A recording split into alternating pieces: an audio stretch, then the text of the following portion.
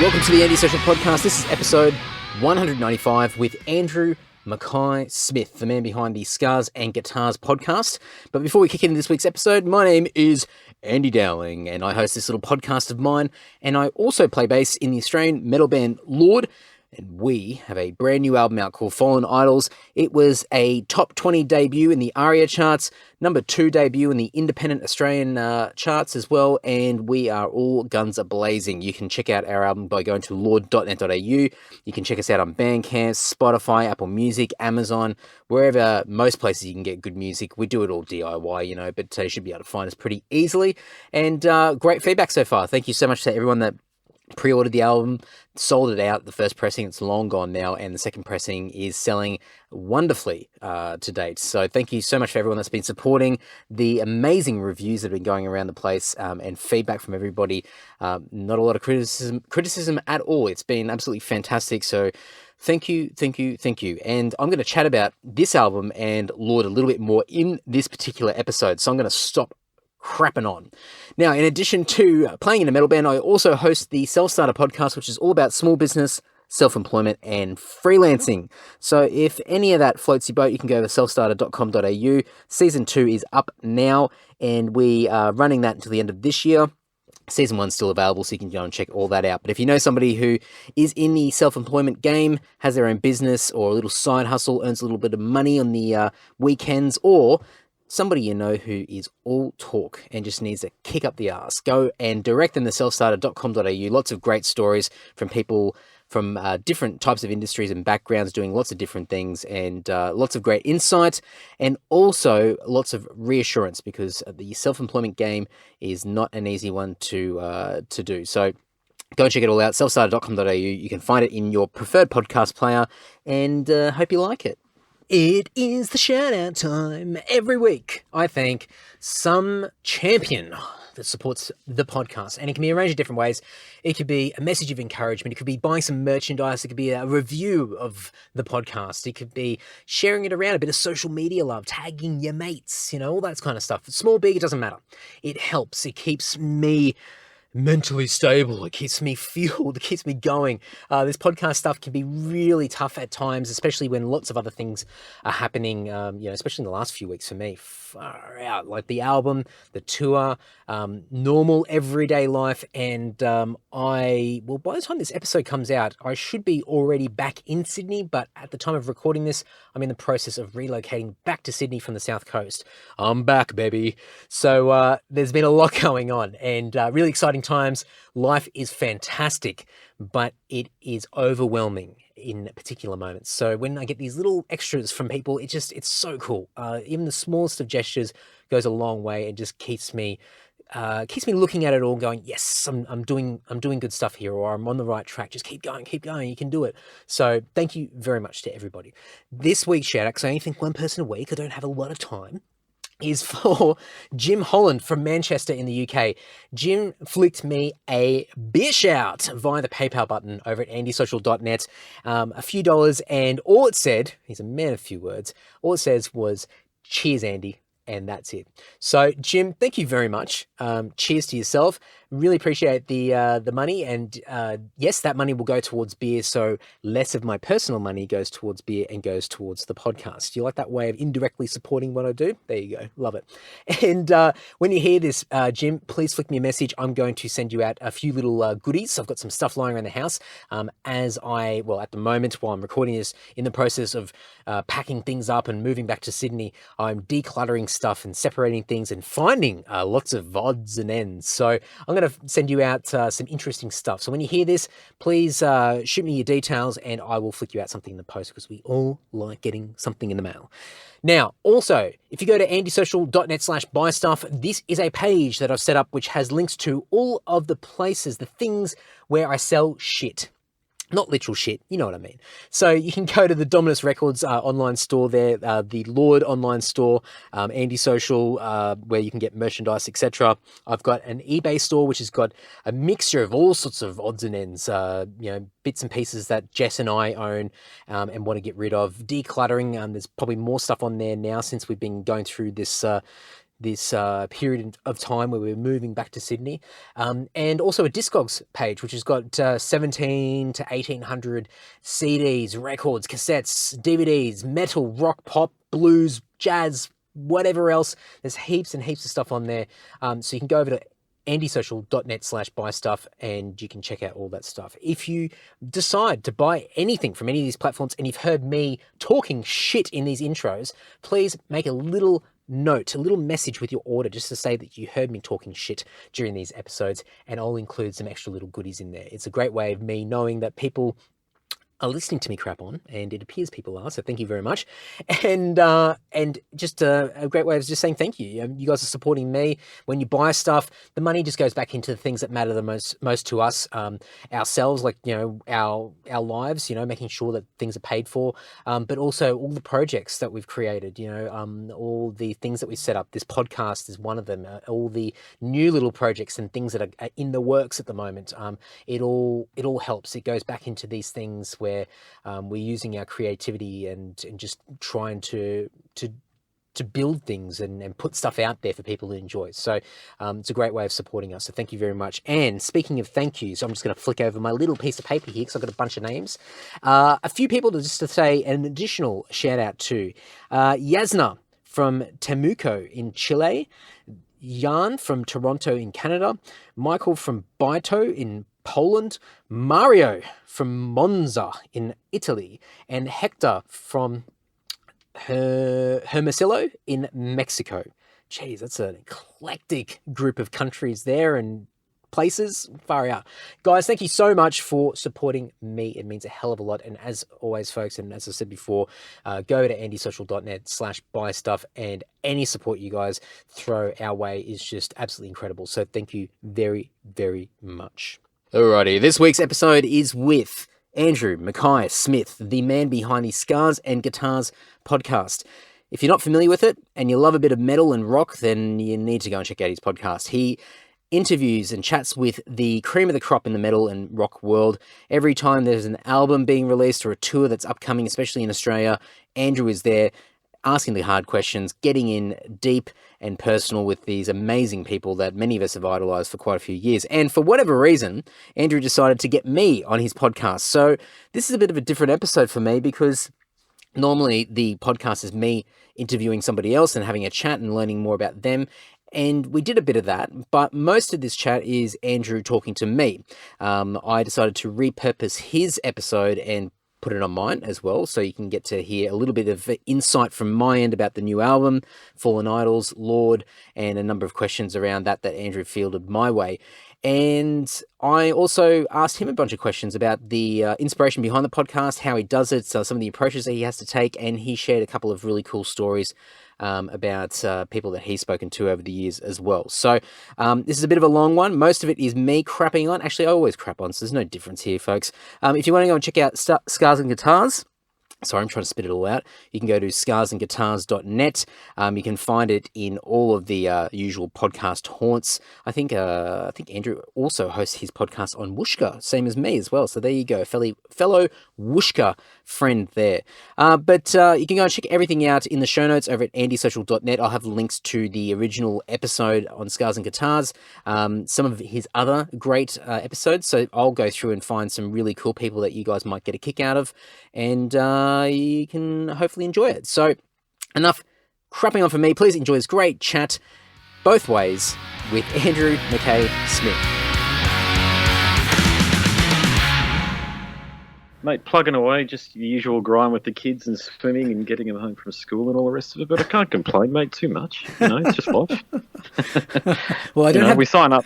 Yeah, go. We sign up for these things whether not when you have kids, and you've just got to do it. But it's all right. I'm just trying to get one of my daughters up to the next level in a swimming class. Oh, right. But, have you got kids? No, I don't. I've got a pet cockatiel called Larry Burb, and that's enough responsibility for me. That's close enough. Well, what you want them to do, you want them to put in the requisite effort that actually gets a pass mark in front of whoever it is that's instructing them. And they did that tonight. And instead of usually when they're swimming, they're doing corkscrews when they should be doing backstroke and all this sort of stuff. And I mean, our part of the world here, mate, if you don't swim, that's a danger. They've been swimming since they're bet too. Oh, right. Well. and we're on the sunny coast a lot, and they're always in the pool or at the beach or doing something like that, and they're only 4 and 6 years of age, but I never, ever want them to be in a position where they can't handle themselves if they accidentally get put into a pool or something. Well, it's a good call. My parents certainly didn't do that, and it wasn't until I was, probably well into school, and had to go through the dreaded, swimming lessons, and I struggled. I think not just the actual swimming part, but I think just the fear of water and just trying to work yourself out and navigate how to handle it all. And I saw a lot of other friends that sort of were just, not literally speaking, but thrown into the pool at a very, very young age and were able to adapt. So it's a very important thing to do. Yeah, mate, you're from up my way, aren't you? Are you from D-Bay or Scarborough? Oh, very close. Born and bred in Clontarf. Oh, there you go, mate. I was only there. My mother's got a place there, actually, at Redcliffe, so we're just up there on the weekend. Nice part of the world, man. Yeah, it's certainly, I don't know if the right word is gentrifying, but it's definitely happening. There was some of those old, traditional Redcliffe shacks opposite some pretty palatial-looking places that people are building at the moment, so it's definitely, where Moncomo is around there. I do, yeah. My mother's place is just next to that, so where I'm talking about. Yeah, for sure.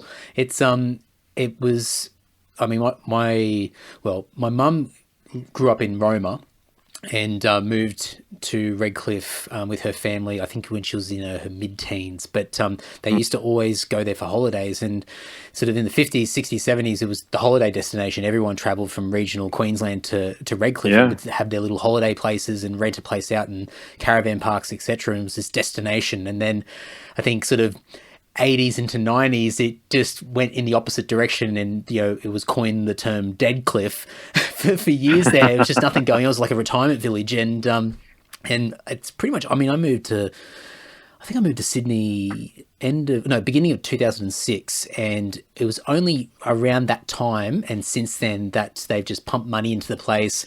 And obviously, like anywhere in the country, property value and house value have gone up through the roof, and it's just it's a destination now again. So it's nice to go back there, and I go, oh man, I wish it was like that when I was here. Like, but it's nice, and my parents are still there.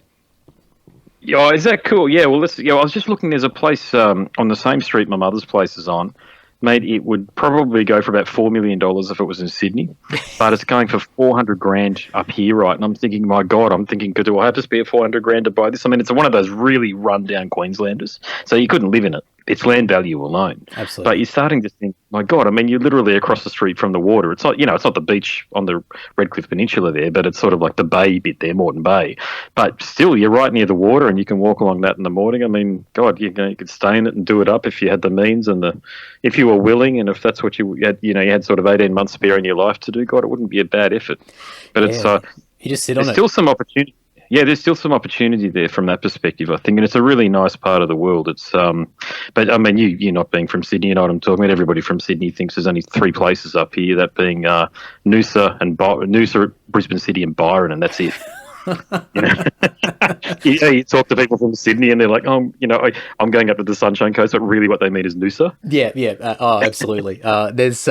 It's even worse in certain pockets of Sydney, and I'm sure you've had experience with this in the past, where for about, I did 2 stints in the Sutherland Shire. So I lived in Cronulla for a little bit, and another stint I lived in Kirrawee, and the Shire there is the most insular place in the world. It's they coin it God's country, and they never leave. So anything outside of the Sutherland Shire is foreign to them. It's like going to another country, let alone traveling interstate or going overseas or anything like that. So it's when I was living in that area and just talking to locals and people I met, they were just they couldn't grasp what was happening outside of their borders. And I was just like, oh geez, it explains a lot, their reputation. But especially if they went on any sort of luxurious, amazing holiday, it'd be the Goldie or something like that. It's like, oh yeah, fair enough.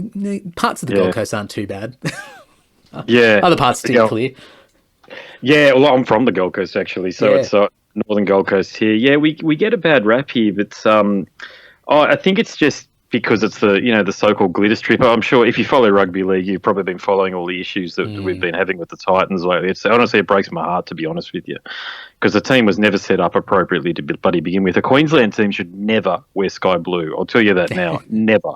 Okay, being a bit parochial, but it's just the case. And I think I used to work for Telstra. I used to be an account executive, and I looked after them for a period. I used to look after the Titans, so didn't get intimate with them or anything like that. Like I couldn't tell you about the operations, but I knew what was going on from an IT perspective. And I'm right in saying this. It's fair to say this because they've changed owners since, but they never had any money. And I'm thinking, when they set up the organisation, that centre of excellence that they put in there. I know this is a bit off topic, but bear with me here. You're right. The centre of excellence, and I'm at Bond Uni these days, which is now Bond University. I remember when that was on the footy show and Fatty was crying about it, as you're supposed to, you're supposed to pump up these things, but you go in there and there would be like tiles in the inside of the roof missing so you could see all the exposed electricity cables and stuff. And I thought, this was in about 2009 or 10, and that was pretty early on in the piece from when they first came in. But mate, they have always had troubles. That's my issue. My point here is that they've always had financial difficulties. They've never had a leagues club. Starting up a club from ground up, I don't even think they should have done it. It should have been a Brisbane club from the old Queensland competition that should have been rebranded and bought in, and maybe just called a second Brisbane team rather than the Titans. I'm sorry, but as a Gold Coaster, even I feel that way. It breaks my heart to see both of our most prominent teams, being the Suns and the Titans, get shellacked every bloody weekend. It's drop the mic, but I don't know a lot of the backstory with the Titans and sort of its origins, but what I've seen with a lot of sort of other examples of entities and franchises being sort of established, or new teams, whatever, in the sporting world, you find that there's a lot of people that come into the whole domain with no prior connections with that industry. So people that have got a lot of money rolling the dice, looking for a short-term investment, windfall, and going, if I pump some money into this, in the short term, I should be able to flip it, should be able to get it into this great territory, and then I can walk away and sell it to somebody else. But there's usually, I think, you sort of work on a knee-jerk reaction. You work really quickly. You don't do a lot of that sort of insight and understanding. And these people have usually got, more money than sense. And then eventually they disappear, and someone else has got to pick up the dregs, and you just never quite catch up. And I don't know if that's 100% the story with the Titans, but I've certainly seen that with other. The NBL. I'm a massive basketball fan. I've seen examples of that. Over the past several decades with that league, and it's amazing to see what the league has done in the last couple of years to sort of really reestablish and rebrand themselves. But it's just a bunch of people just coming in from all sorts of different backgrounds, and just that sounds like fun. Let's see what happens. Let's dump a load of cash and just cross our fingers and see if we can work out this sporting thing, and see if it's something worthwhile.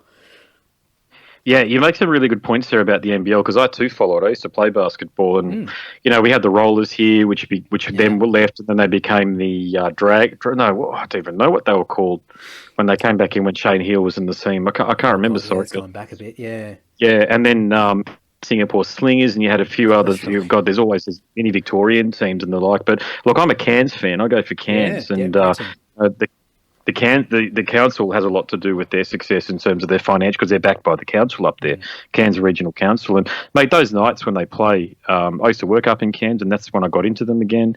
You can't get, there's heaps of people out. It's great. It's got a family vibe. It's got a great atmosphere.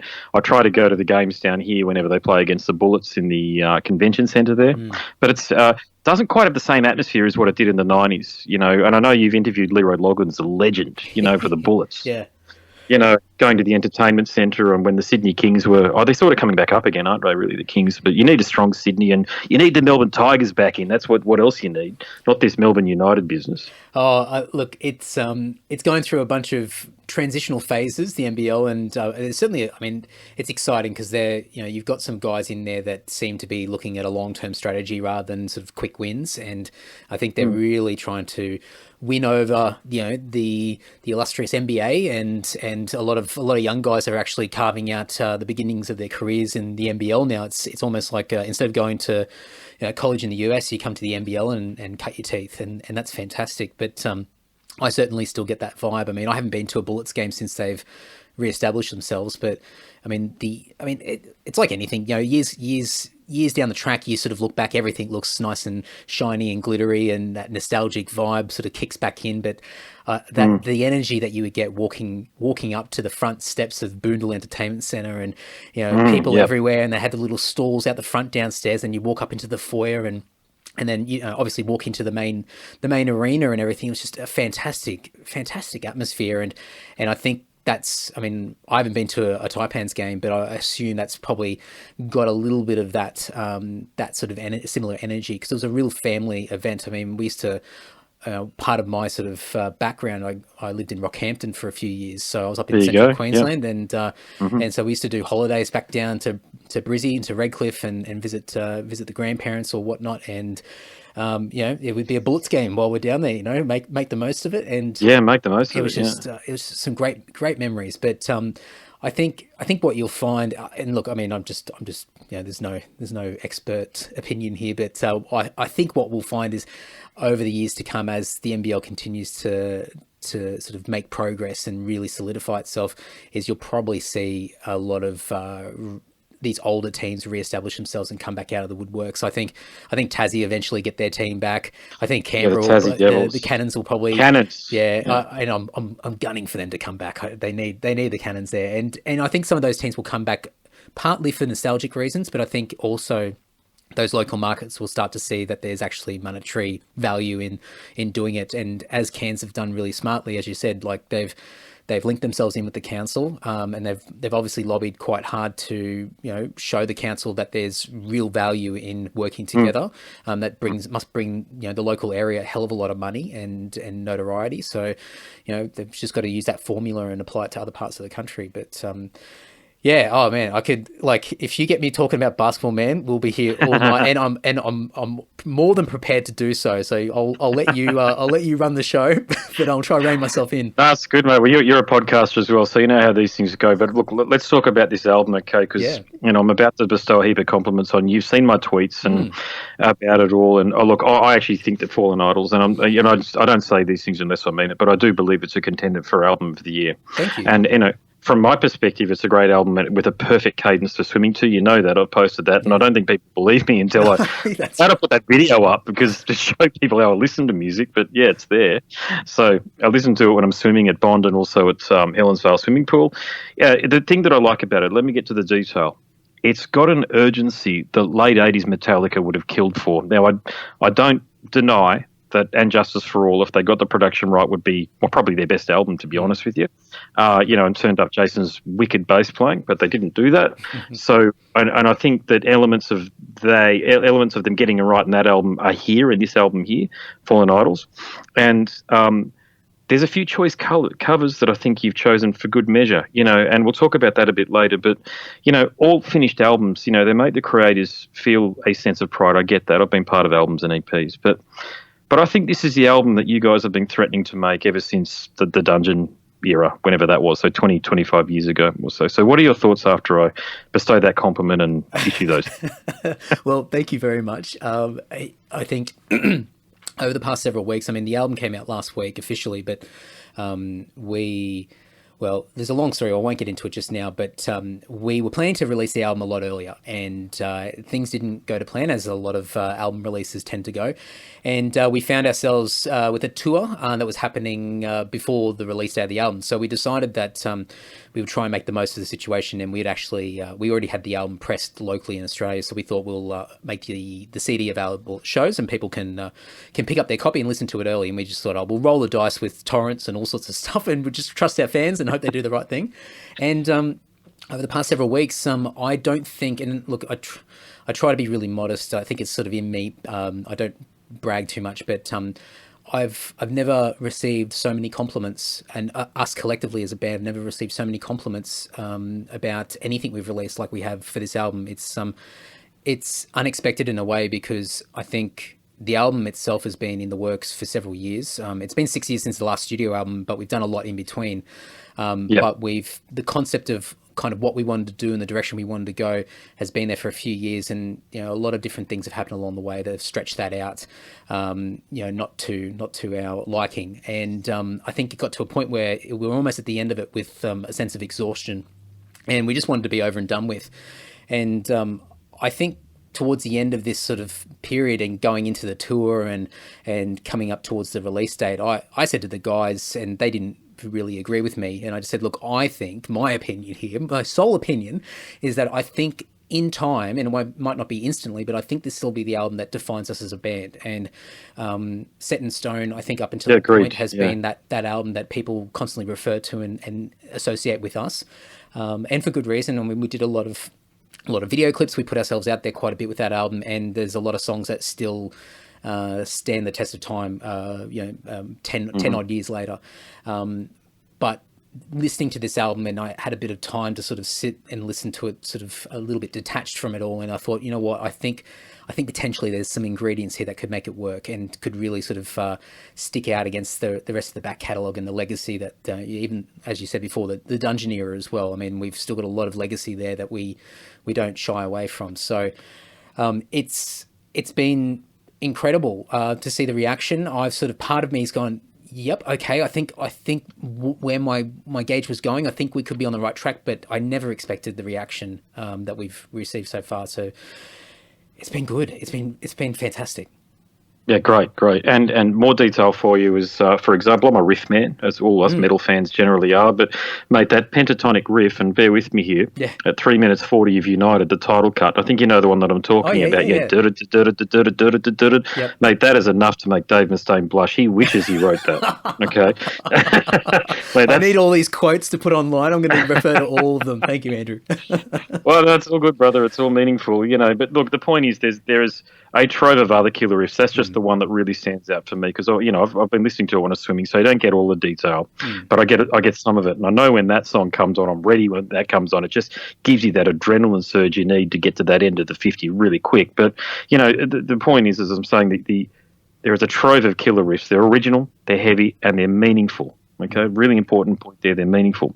So who writes this stuff? Is it the good old benevolent dictatorship with Comrade Tim at the helm there, or do you all sort of contribute and just sort of make it work? Well, maybe just to take half a step back, one of the things that we decided several years ago, I'm going to throw a number out there, I would say 3 odd years ago, we were sort of thinking about what that next album was going to look like. We'd sort of fixed up a number of other things in our back catalogue and cleaned up a few other things that we needed to address, re-recordings and re-releases, etc. But we sort of thought, well, what do we want to do with the next album? We'd gone down the path of these epic long songs. We did the 24-minute song on an EP, What Tomorrow Brings, and all this sort of stuff, and we obviously re-recorded a lot of the old Dungeon back catalogue as well.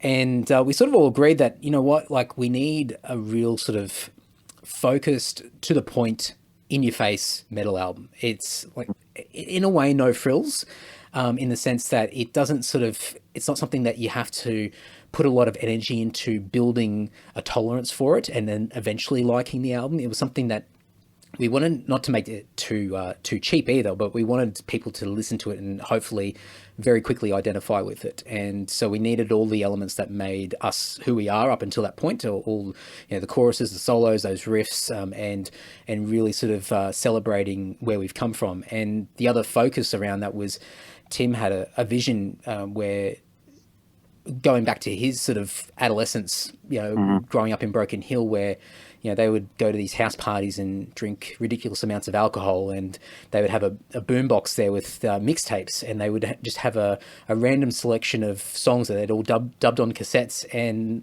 it was just to appease the party there and all their different tastes. So they would have everything from Bon Jovi to Bathory to Creator to Slayer to Dokken to Queensryche to everything in between, and it was just this weird mix. But for them at that time, and especially in the location that worked, Broken Hill in the middle of nowhere, it was just all metal. It was all heavy riffs. It was just all loud guitars, big choruses.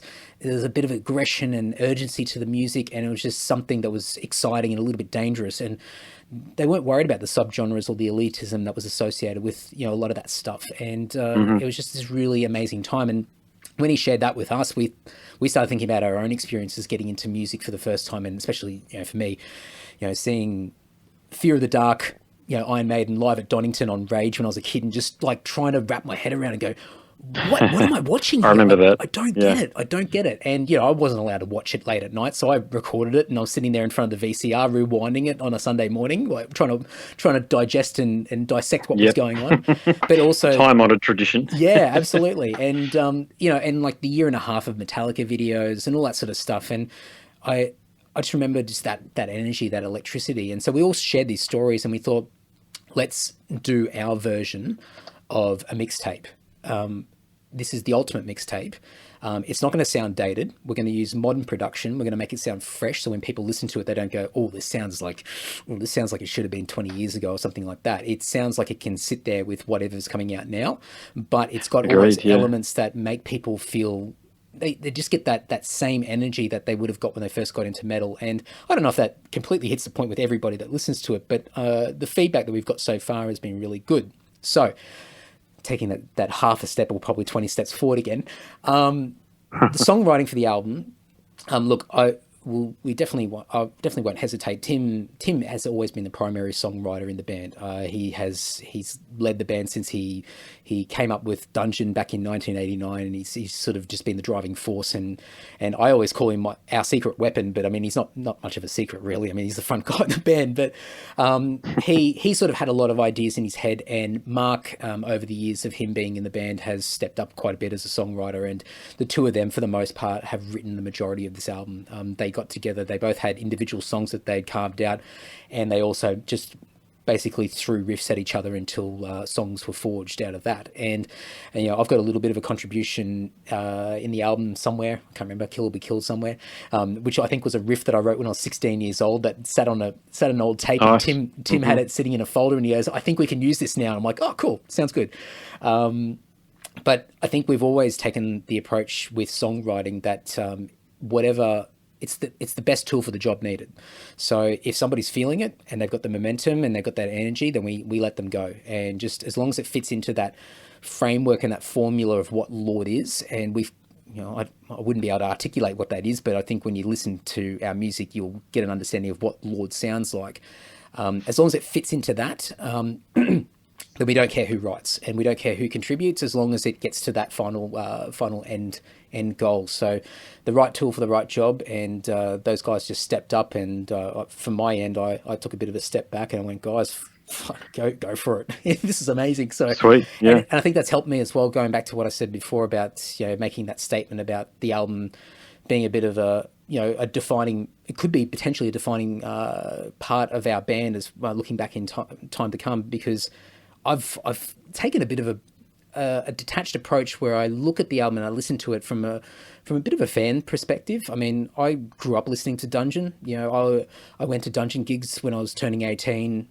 Mm-hmm. I was just a massive fan, and it was surreal to be able to, become friends with those guys and eventually join and, tour and obviously be a long-term member of Lord now for however long, 15, 16 years. So I had a lot of nostalgic feelings and surreal feelings of me going through all those moments in time and listening back to it. And I think that I felt like it gave me justification to make some of those statements. Very long-winded answer. Sorry, Andrew. But that's good, man. A bit of context behind, I guess, where the songwriting's come from, who sort of contributed to it. And I guess, my sort of take on it all. Mm. Well, what about the song Immortal? Now, that to me, and I really like this actually, and if you're a metal fan, you'll get where I'm coming from. But is that the bell sample from For Who the Bell Tolls that you've included in that? I do not know, actually. I would say it not. Sounds like I would say not, because because there is, and I definitely won't say what it is. I'll leave it to yourself and the listeners to work out where these little Easter eggs are. But there are, I believe, there's at least one, I think two other things that are hidden. Well, probably not really hidden, but are in the album somewhere where we thought, oh, I don't know whether we should use this or not. We thought, no, let's use it and let's roll that dice and see how we go. But no. Yeah, I heard the Tornado of Souls riff too. I did hear that. Is that the other one? No, it's not. It's not. But mind you, I've had a couple of interesting takes on a few riffs here and there where people have actually. I mean, that's probably a really great thing about the album, is that people have been able to hear particular parts of songs and go, oh man, that sounds a lot like Skin on My Teeth by Megadeth, or that sounds like a Metallica riff or a Slayer riff or Creator riff or whatever it is. And not that we've sort of sat down and listened and dissected those riffs, but I think they're sort of ingrained in us because we grew up on that stuff. And I think I think that's all it is. And we've just tried to sort of channel a lot of that inspiration rather than trying to suppress it and trying to be original or find something that's dynamic and new that's going to cut through the noise in the market and everything. We just thought, you know what, just loosen it up a bit and let's just let the metal flow to be really cheesy. But there are. Oh, that's a great statement. Yeah, you're borrowing from the great Chuck Schuldiner there, man. And absolutely. And that's a really nice thing to say, because that's exactly what you've done here. You know, I'm picking up on these things that any real, you know, when I say real, not cold, but real heavy metal fan, someone that the music is in the heart, would actually, you know, really appreciate that you guys have done with this. Because as I say, I thought it was you weren't copying it, but you've got a slice of, or you're emulating the Tornado of Souls riff it might be United. God, United's full of them actually, because it's just such a killer cut. But, you know, all across it, there are familiar riffs that expand and update on the original. There you go. That's what happens. And that's when I'd say it's meaningful, brother. That's when I'd say that it's meaningful, because you're listening to it and go, man, it's like listening to one of my favourite records, but it's been updated. 100%. And we wanted to try and capture that as best as we could. And look, I think it's great to hear that, and great to hear your comments, because it validates some of the stuff that we've had in our head, and what's in our head versus what the final the product is going to be can be two different things. So you can have the best intentions, but what you eventually put out into the world could be polar opposite. So it's good to see that some of that stuff has hit. And I think the other cool thing, people that have listened to Dungeon and Lord over the years and have really, I guess, paid attention to what we've been doing will hear there's a lot of tips of the hat back to previous Lord albums and previous Dungeon albums as well, where we've sort of just, I think we've gone back and celebrated what we've done, and we've looked at elements of songs that have really sort of left a lasting mark where people still talk about it. And I think some people might sort of go, "Oh, you know, what are you doing that for? You know, you should be really sort of focusing on complete originality and not sort of going back and sort of rehashing anything." But I think we've just, once again, it's like the Megadeth and Creator and all these bands, I think we've just tried to be inspired by what drove us in the past. I mean, we go back to Ascendance for us, and that album for us is, we look back on that album quite fondly because there was a real energy in the band and a real focus for us to prove ourselves. We still had a lot of naysayers at the time that weren't interested in Lord. They thought Lord was a lighter version of Dungeon. And so we had people that were very on one side of the fence and basically saying, you changed your name. Most of the Dungeon lineup, so to speak, had moved on. And we're not interested. We're not going to pay attention.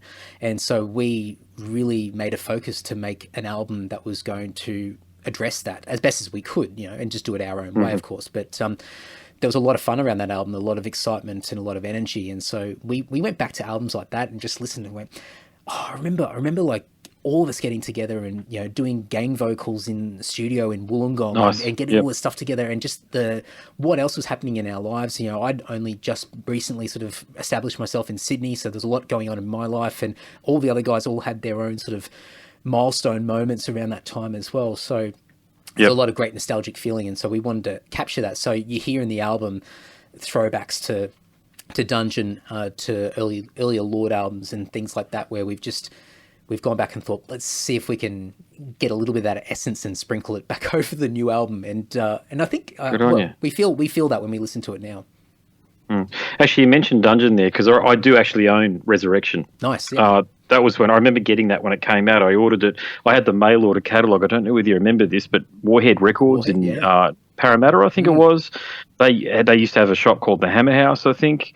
I think I'm right in saying that. And they used to be able to order things from them. So I remember ordering a bunch of stuff through them, and one of them was a Resurrection. And yeah, there were two bands. This is back in the deep, dark late 90s, early 2000s when metal was about as popular as a, you know what, in a punch bowl. But between you guys and Pegasus or Pegasus, I don't know how you pronounce it either way. Yeah, you know the one I'm talking about. The Stodge brothers. I think, are they still going? Do you know? Are they still? I wouldn't say they might be on hiatus. I think they still exist. They do play the odd show here and there in Melbourne, and sometimes they'll do a couple of shows in Europe. But I haven't seen a great deal from them recently. But who's it? Johnny Stodge, I think.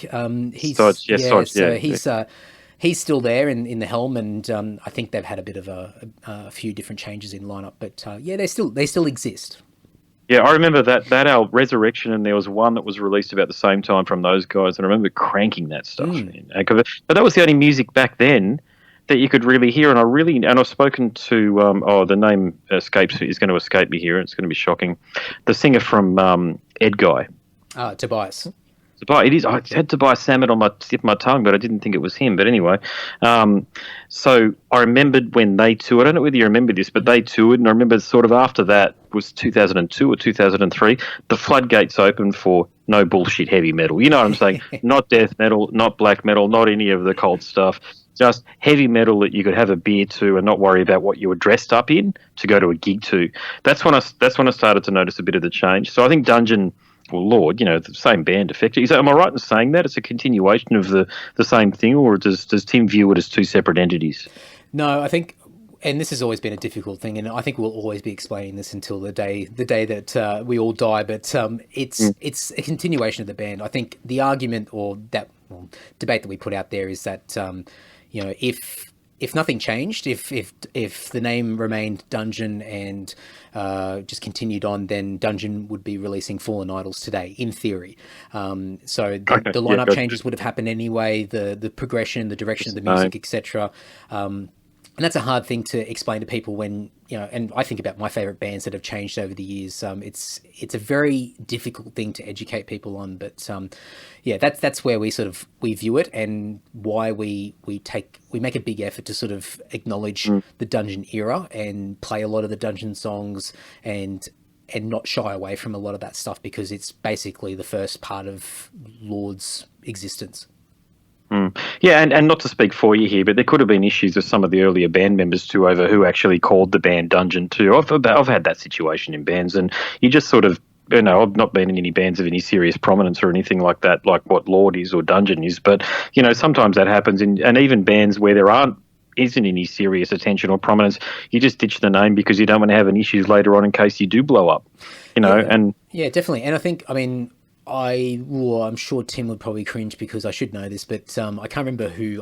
I don't know if it was Tim that came up with Dungeon, but I think one of the big motivators towards the end of 2005, when the decision to change the name came about, was Tim had a real sort of focus to expand the sound and do more. I think Dungeon had sort of been, especially with getting signed in Europe and the European label really making a concentrated effort to pigeonhole the band as much as possible as a power metal band, and that's it. Oh yeah, old chestnut. Yeah, and look, that I get it. They've got to market and they've got to try and sell albums, and it is what it is. But Tim wanted to expand and bring a lot of extra elements without completely reinventing the wheel. But there was so much stigma around the name Dungeon that I think he felt restricted by it. But at the same time, and I think it was just timing, unfortunately, that there was significant changes to the lineup at that stage, and I think they'd just come off the back of a big European tour that was quite successful, and they did a number of other things back here in Australia, a lot of international supports, but sort of the foundation sort of came apart, and I think Tim sort of looked at it and went, you know what, I think this might be good timing. I think this might be the sort of signs pointing in the direction that if I'm going to make a change, I'm going to do it now. And so I think part of it was letting go of a lot of that and leaving the past behind, but sort of going, I can move forward and try to go in a different direction. And I think we've had teething issues along the way and growing pains to try and work that out. But I think now we're more happy than ever to sort of bring it all together as a sum total. And we're finding, actually, just a really quick comment, with this album, one thing that we're just surprised by, and even just the shows around the country, is where people are coming to these shows that haven't seen us since Dungeon. People haven't listened to us since Dungeon. They're like, there we you heard go. about it Yeah. through, or we saw, United on YouTube or whatever it is, or somebody sent me a song, and oh my God, I didn't realize what you guys have been doing for the last 15 years. I'm like, oh, welcome back, like, here, come along, and you guys, no hard feelings, but come along and enjoy it. And so that's been fantastic for us. It's been really, really cool. Okay. All right. Yeah, no, that answers that question. And mate, the covers, the ones that you've chosen on this new album here. So I'm a big fan of both of the bands that you've chosen, by the way. Icehouse and John, well, one band and one solo artist. Icehouse and Johnny Farnham. And I think I swear I've seen you on a social media post somewhere through the years wearing an Icehouse t-shirt. So I think that's really cool too that you represent. Am I right in saying that? Is You that are correct? 100% right. I'm sure that, I can imagine there'd be several photos floating around the internet of me wearing both John Farnham and Icehouse t-shirts. That's right. Yeah, I think look, both. There you go. Okay. Yeah, and look, both artists, both are incredible influences for us. I mean, we don't hold back on what we were brought up with, either as kids or adolescents, and we love pop music, we love rock music, and there was so many great Australian artists that were kicking around in the 70s, 80s, and even into the 90s. I mean, some of my top Australian bands, include like Southern Sons, John Farnham, Noiseworks, Icehouse. Yeah. All these great bands. Yeah, even some of the solo guys as well, like Daryl Braithwaite. Yep. I love. There's so many amazing cuts there, and obviously Barnsy's solo stuff in the 80s is just top notch, and so I think for us, we've for good or for bad, we've been known for our covers. We've done a lot of covers over the years, and we love celebrating great music, and if any excuse to play some of the best songs that have ever been written, we're there. So Touch the Fire was a song that I don't think we'd been talking about it for a while, but it was one that once it sort of hit the radar as far as potential songs to cover, I don't think there was any negotiation around that. I think we went, yeah, we're doing it. And Break the Ice by John Farnham was a song that we had been talking about for years. It was just like, oh, I'd love to cover that one day. Yeah, that would be a great song. Oh, yeah, if only, I mean, no one's ever covered that song. We should do it. And then eventually it was like, all right, we've got to pull our fingers out. Let's actually do it this time. So, and they both came out really good. I was really, really happy with it. And I haven't had any feedback from the Farnham camp just yet. I'm a bit of a punisher with the old Farnham camp. I'm always annoying Glenn Wheatley and saying, hey, is John available for an interview? And we know, and everyone knows that John is not the interviewing type. He does very few interviews, but I always throw my hat in the ring. But I did get some secondhand feedback via Steve Bull, who's the bass player for Icehouse, and he passed it on to Ivor Davies, the Icehouse cover, and we got the seal of approval and said that it was fantastic. So I think that alone, I'm happy to hang the hat up and call it a day. If Ivor Davies approves of something that we've done, I'm more than happy to not continue with anything else moving forward. It was a pretty surreal moment. Well, there's actually a lane for you guys that's open for you guys because you're a very capable band, obviously. But performing, like that band, that punk band that was on Fat Records, Me First and the Gimme Gimmes, I think it was them that used to do those covers. You guys could release an album where you've just covered wonderful Australian content from the era. Because I've spoken to Jack Jones, a.k.a. Erwin Thomas, from Southern Sons. He's a champion of a guy. But here's my suggestion, okay? You guys do the music, and I think I rate Tim even better than Bruce Dickinson at this point. Believe me, I do. I truly do. I'm not just saying that, But if you got these guys in, like Jack Jones, to sing the song that they originally sung with you guys on the backing band, but heavy metal, no bullshit, straight to the point, I reckon you guys would have a heck of an album there. What do you think? Oh, you've twisted my arm. Like it would be absolutely incredible. And I think for us, I mean, we're all fanboys. Like we giggle like schoolgirls when we hear about or we get any form of interaction from these people that we've idolized as growing up, getting into music and just really appreciating amazing music. And we're so fortunate in Australia that we had such amazing eras of music through the 70s and 80s in particular, and into the early 90s, to be able to have that opportunity to work with people like that would be absolutely incredible. I mean, we sort of joked about, years and years ago about Break the Ice, and we thought, Oh, if only we could get Fonzie in. If we could just how much money do you think he would charge? And do you reckon we could collectively just pull oh hell, let's remortgage one of our houses. Let's just do it. Like whatever it takes. And I mean, I don't think we would be opposed to it. I don't think I'd need to convince Tim too much about an idea like that. And I think sort of slightly on topic with the covers. I think we've done so many covers over the years that we'll eventually release something that's a collection of all the covers that we've released, because they're all in different versions, and some are on Japanese versions only, and some in Europe and all sorts. And so we're going to try and get them all together in one release, but include another 5 or 6 songs. And I think I know what they are for the most part. And we've tracked drums for about 3 or 4 of them, and it's all Australian rock. So it's all Killer. extra stuff that we've grown up with. So because we haven't finished it, you know what? Thanks for planting the seeds. I'll take that away, and if it happens, then you can say, you can find out where that all came from. Yeah, listen to this episode. There you go. Just put me in the liner notes now. Absolutely. I can do. But I'll tell you something, brother. I can't stand the cultural cringe associated with our recent music past, because Johnny, Jimmy, Icehouse, Southern Sons, they're just a few of the bands. I'm a covers musician, so I play bass and guitar, but primarily bass like yourself, okay? So, and I've played so many Cold Chisel tracks of people like Flame Trees, Saturday Night. Holy shit. People stop what they're doing and stare at you when you play Saturday Night, because it's so meaningful, these songs. They've affected people's lives, particularly the over 50s set, people who grew up through the 80s, and some of the people who grew up through the 90s, 70s, 80s and 90s. This stuff is very meaningful to people, like I had a chat to the wonderful, the great and powerful Fiona Horn. Nice. From Def FX recently, and it gave me tingles, I got to tell you, because I used to go and watch those guys and they were so good, and that music, to my ears, and I explained this to Fiona, there are fans, no doubt like yourself, as I am. This music didn't go away. It's still there. I still listen to the Mavises. You know what I'm saying? Like, nice. It's still there. I put it on, it might be on a playlist, but it's still there. And this whole idea that it's retro or it left people's lives isn't quite true.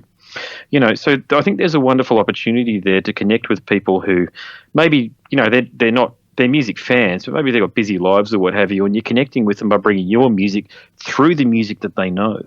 Well, I think so. That's and I agree. I mean, absolutely. I think one thing that I don't think we do in particular, but one thing that I've certainly appreciated and I've always fantasized about as ever releasing sort of music that's outside of Lord is one of those things that made those songs so iconic and has the longevity that still sits in people's minds is that obviously the songwriting, the crafting of those songs is just amazing, absolutely stellar. There's we've got some of the greatest songwriters in the world that have come out of this country. But I think part of the reason why, even just putting the music aside, is that they sung about things that were relatable. It was, Jimmy put it into a song title. It's working class, man. It's working class topics.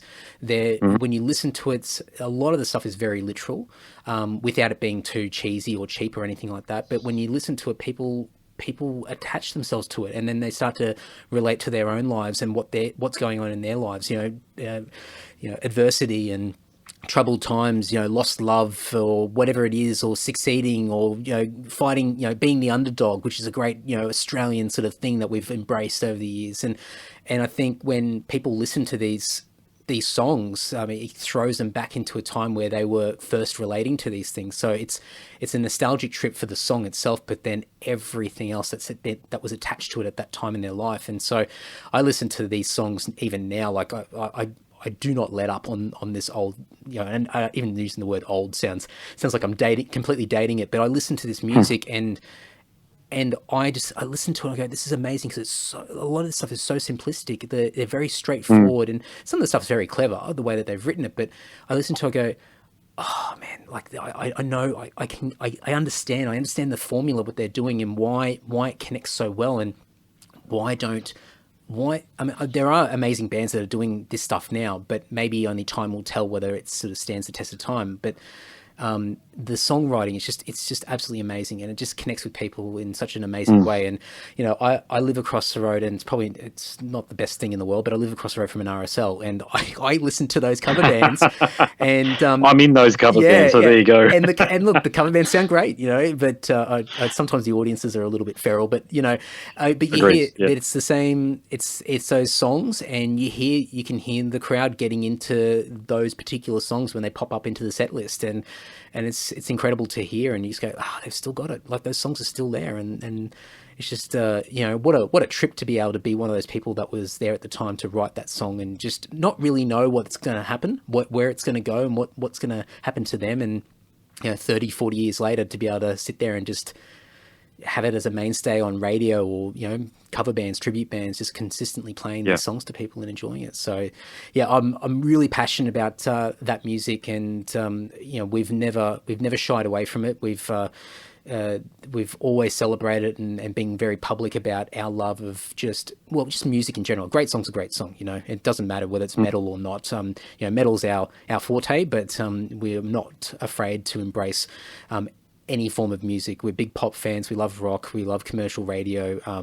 Some of the stuff these days is not as good as the old stuff, and that makes me sound like an old grandpa whinging. But it's true though. Oh yeah, but in the end, a good song's a good song, and it's as simple as that. Indeed. God, I could wax lyrical about music these days compared to back in the day, and I'm not talking about rock and heavy metal here, but stuff that's in the charts is just used, we all know this, and this is not new news, okay, but the auto-tune thing and just the same, I think there are some bands that even use the same drum loop, the same samples, because you hear it. Yep. You hear it. You heard Rihanna's Umbrella drum beat in the Kid Cudi song, the one where they sampled Starman, and you're thinking, what, you couldn't find another drum beat? Yeah. Like, it's a good drum beat, but it's pretty bloody simplistic. You couldn't mix it up just a little bit. You know what I mean? When you're in Pro Tools there, just pull it out by a measure or two, but it doesn't happen, and I don't understand that, but, there must be a formula. They haven't told us, though. Well, I think a big thing with a lot of that stuff is, and this is what probably makes it very different to those great bands from over the past several decades, is that these days these entities, these artists, Rihanna and Beyonce and all these massive artists in the charts. I think you were right in saying entities, because they're brands, aren't they? 100%. They're corporations, and so your drum loop in there is probably a contract with a particular provider who has sampled or provides that sample, and so part of that agreement with that label would be that you need to include it in 4 or 5 different songs across X amount of artists or something like that. And so you walk into the studio with already a number of contractual agreements as far as the elements of that song. What types of samples are used, through what affiliation, or what particular artists are jumping onto that album to produce it or to record on it, etc. So, it's a big melting pot of agreements and contracts and money, and there's a lot of money to be made. So part of it I sort of look at and go, well, it's very smart, it's very, very complicated and impressive. I love how people are able to find ways of making money in very creative ways, but at the same time you go, it sort of takes away the whole point of what music's all about, really. But but at the same, and then looking at it from another angle, I think it's also low-hanging fruit for artists. I think for musicians out there that are writing from the heart, creating original music, I think with the internet, and yes, there's a lot of noise out there, it's hard to cut through. I think people are hungry for that genuine approach. I think people are looking for that organic, and not just in sound, but I think people are just looking for that real, genuine, organic passion behind songwriting and a song. And I think people are searching for it. And I think with all the plastic that's out there, to coin a term to associate with it, I think people that are writing from the heart and really putting their soul into it, I think will have the longevity. As long as they stick to it, I think it will stand the test of time. So the rest of it will just end up in the bin. Yeah, it's finding a way to stick to it, though, isn't it? And you guys have figured it out in your own way. But look, like a lot of musicians, I started off playing for 4 or 5 years in rehearsal rooms with about 1 gig a year, as is the common experience. But you need to go through that period, A, because you've got to solidify your chops and become a better player playing with an acoustic drummer. But you've also got to figure out who you don't want to be in a band with, too, because it's, you know what I'm talking about. It's bloody, I mean, I won't even go into the reasons here and now, the reasons I've had to kick people out of bands, but believe me, name it, it's probably happened. Okay. And of course, you're the bad guy. You're the bad guy. But what do? You've got to keep forging forward, because to your exact point, this is the music that you put on the earth to do. This is the music that's in your heart. So you just do it anyway.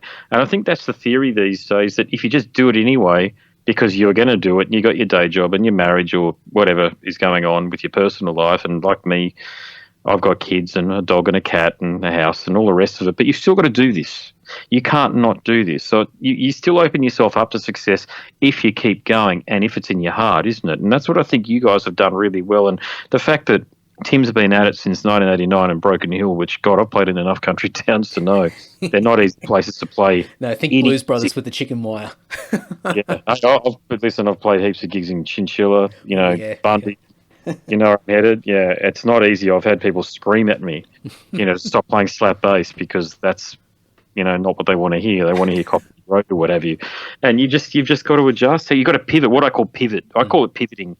So I just turn to the guys and go, right, we're pivoting. And that's when you just go into a different, you got your set list written out, but sometimes you've just got to go in a completely different direction because you're losing people.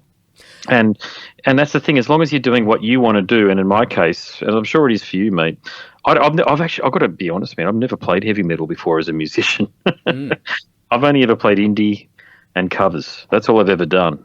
And when you play covers, you've got to be really quick on your feet. I've got to tell you, a set list you can write out a set list and you just hope you can stick to it, but you just can't rely on it, is what I'm saying. So you've got to sort of drill back to the basics, which is, what am I here to do?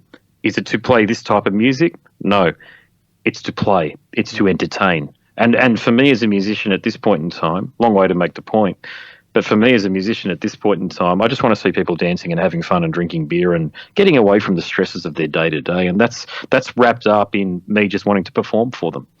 It's a big thing behind what Lord is. And even Dungeon had a same sort of code of ethics, with the approach of the big why, the why behind why we're doing it. Yes, we love metal, we love playing metal, but ultimately, what are we getting on stage for? What's the point? And part of it, like anyone in a band, you've got the very sort of cheap reasons, the very sort of surface reasons of ego and attention and all that, all the things that stereotypically come with being in a band.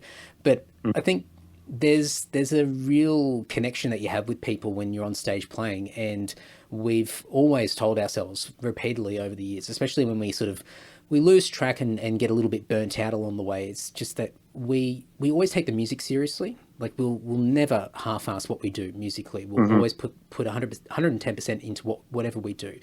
But ourselves, we don't take ourselves seriously. And when we get on stage, we have a great time. Strategy.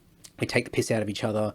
We have a lot of fun, and we're not afraid to make fools of ourselves. And we do it online as well. We take cheap shots at each other. We throw memes on each other's pages on Facebook and all sorts of stuff. And we're just we're idiots. We are literal idiots. But that's our balance. That's our counterbalance. And whenever somebody gets high and mighty outside of the band, when we meet people on the way, because there's that romantic feeling about being a musician. It's sort of like, I'm an artist. I write. I write from the heart, and this is. I'm an artist. That's cool. And it's almost like this. I'm not so much I'm better than you, but I'm very special here. I'm a very special person. I'm a creative, And for us, we've always thought, that's nice. But ultimately, you're an entertainer. You're a performer.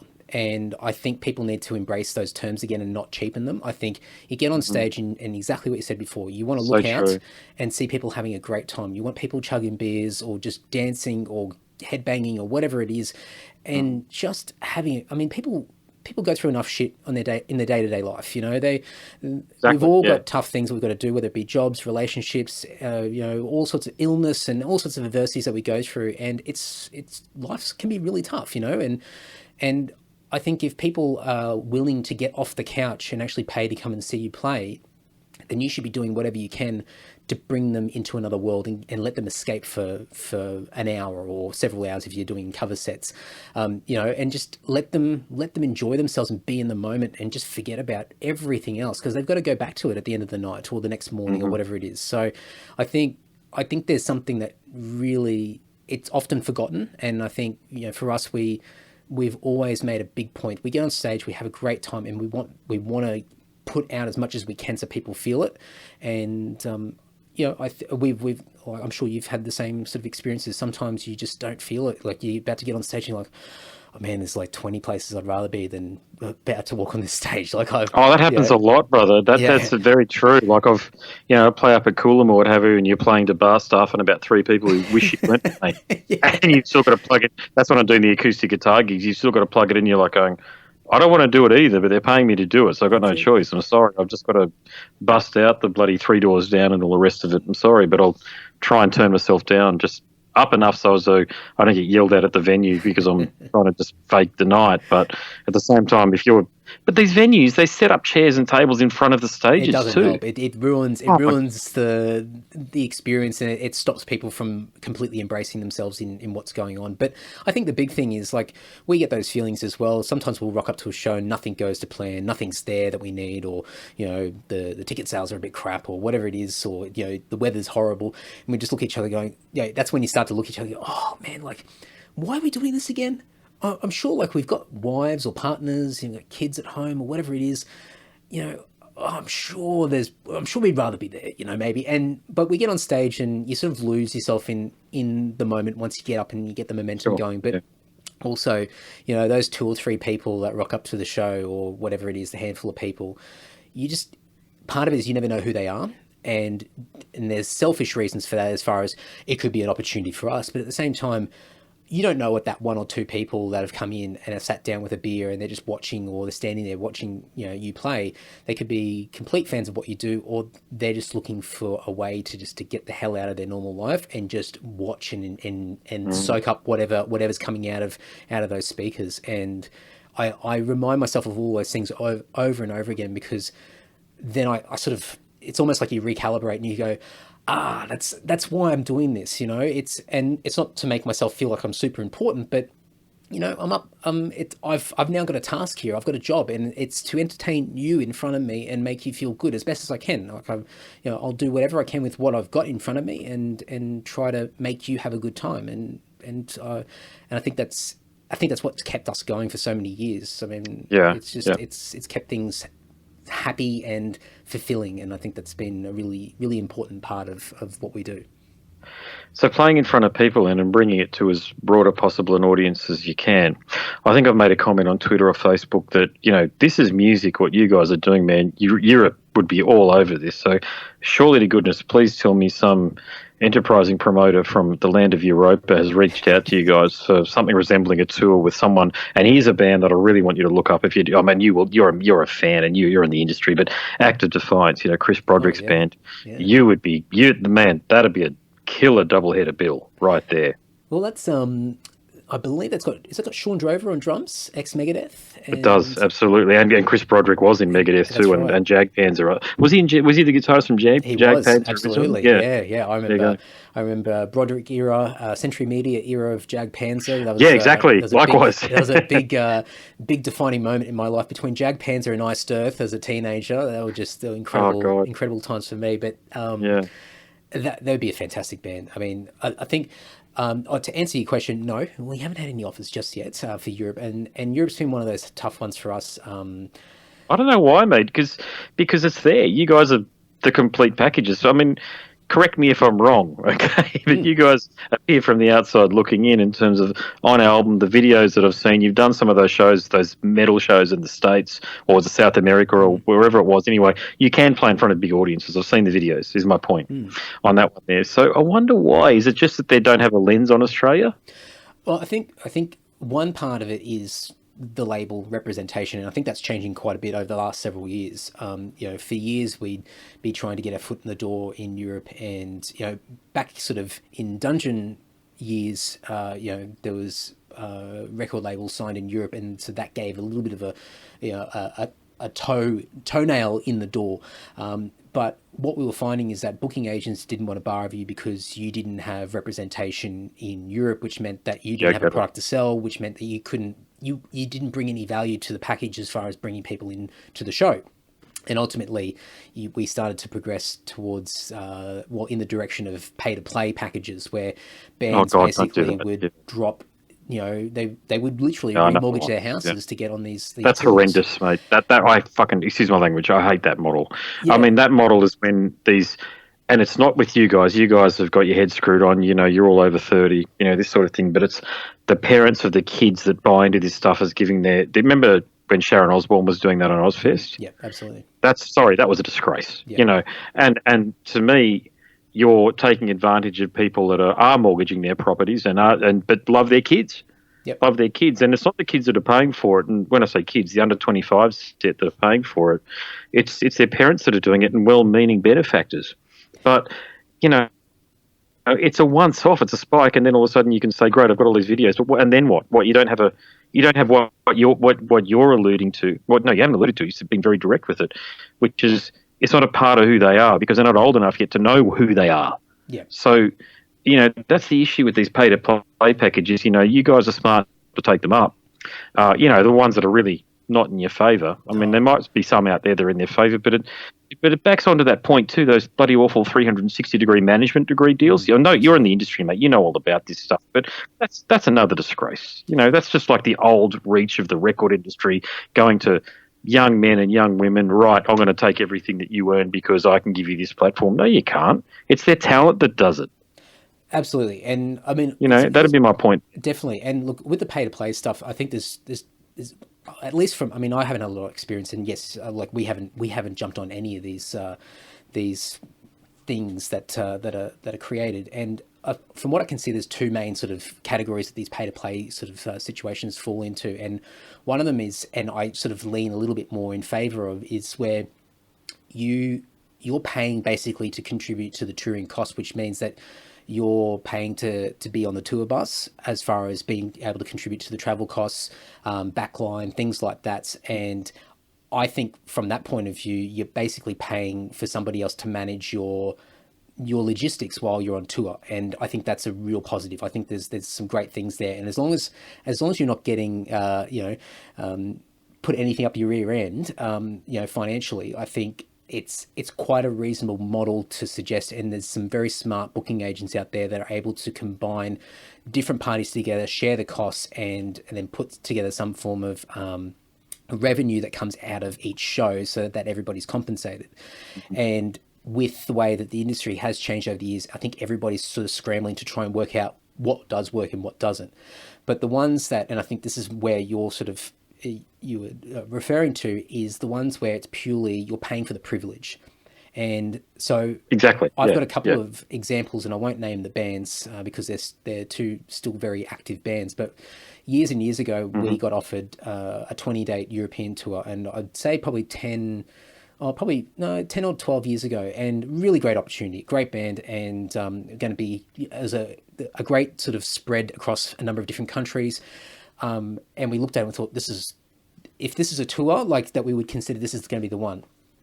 They wanted, and I don't know I don't have a lot of comparisons to sort of, work out whether this is actually generous or whatever, but they wanted €1,000 per show. And this was before expenses.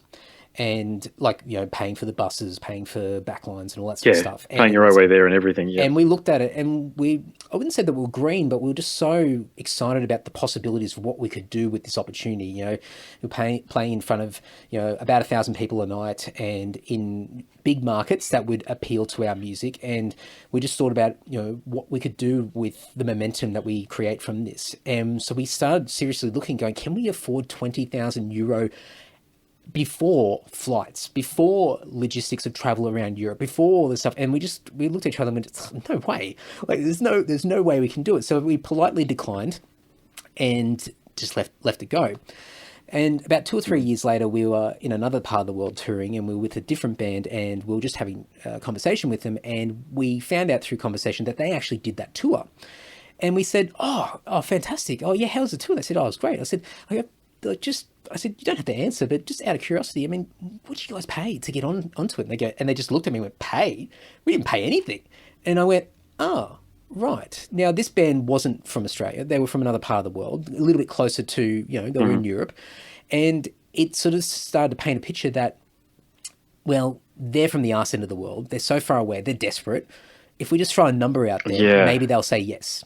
and there's no measure, there's no sort of metric against it to say, well, this is the price point, this is what it's going to cost because it equates to this. It's more of a case of let's pull a figure out of the air and see if these dummies are going to pay for it. And I'm just so glad that we didn't do it. Otherwise, I don't think we would have recovered from that. I think we would have done great in the short term, and then in the long term we would have been burnt out. The second, and that was my point. That was exactly my point. Absolutely. Sorry about what I said earlier. It's just a spike, but then where do you go to after that? But sorry, continue. Oh, and I was just going to say the other example was about 2 or 3 years ago. We got offered basically the tour of a lifetime through North America, like just an absolute amazing opportunity to basically go from. Can you say who it was? Because this would be a really good story. It would, I know, but it's like they're very active. They're very, very active, and they wanted a ridiculous sum of money as a privilege payment, basically to be considered. It was like a bidding war, and in order to get onto the tour, and then you would pay per show, and then you'd pay your expenses after that. And by this stage, I mean, because it was only a few years ago, we basically laughed at it. We were polite to them, but we just laughed and went, that is just so rude and just irresponsible, and it was so inappropriate to be able to think that, yes, you might have a legacy, you might be a fantastic band, you might have the notoriety and the popularity behind you, but to just throw a figure out and give people the privilege. Look, we're all trying to make money. We're all businesses. I mean, as much as people hate it, a band's a business. You're making money, but to do it like that, I just don't. I think there's some ethics there that it's just they're in the wrong spot, and so we declined that, and it was bittersweet because we knew that we stuck by what we believed in, and we knew we did the right thing, but we just looked at it and went, man, that sucks. Like we would, we would do so well. We would actually add value to a tour like that. There would be so many opportunities there to capitalize on that, add value to the package, add value to them, that headliner, but also for us personally. And it's just a shame. So we see a lot of examples like this over the years, and I think it's changing. I think there's a lot more opportunities, and people are understanding that now with the internet and connectivity and digital distribution. I think it's a big thing where it's easy to market a band internationally without having a record label in Europe or a record label in North America. I mean, absolutely. So these days, we've had a little bit of interest, funnily enough, from some distribution companies in Europe to get Fallen Idols out there, and we'll just see. If it makes sense, then we'll do it. But we're not desperate.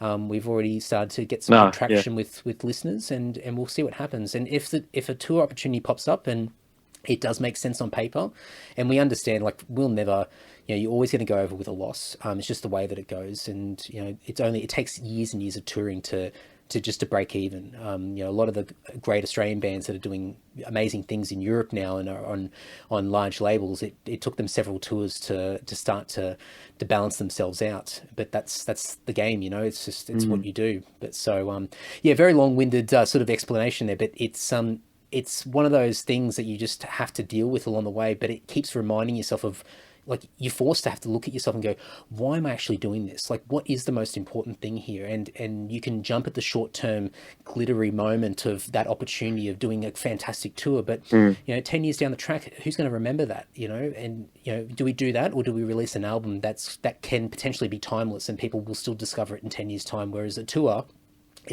it can potentially be forgotten. So we've always sort of been very careful about where we choose to put our money and our time and resources.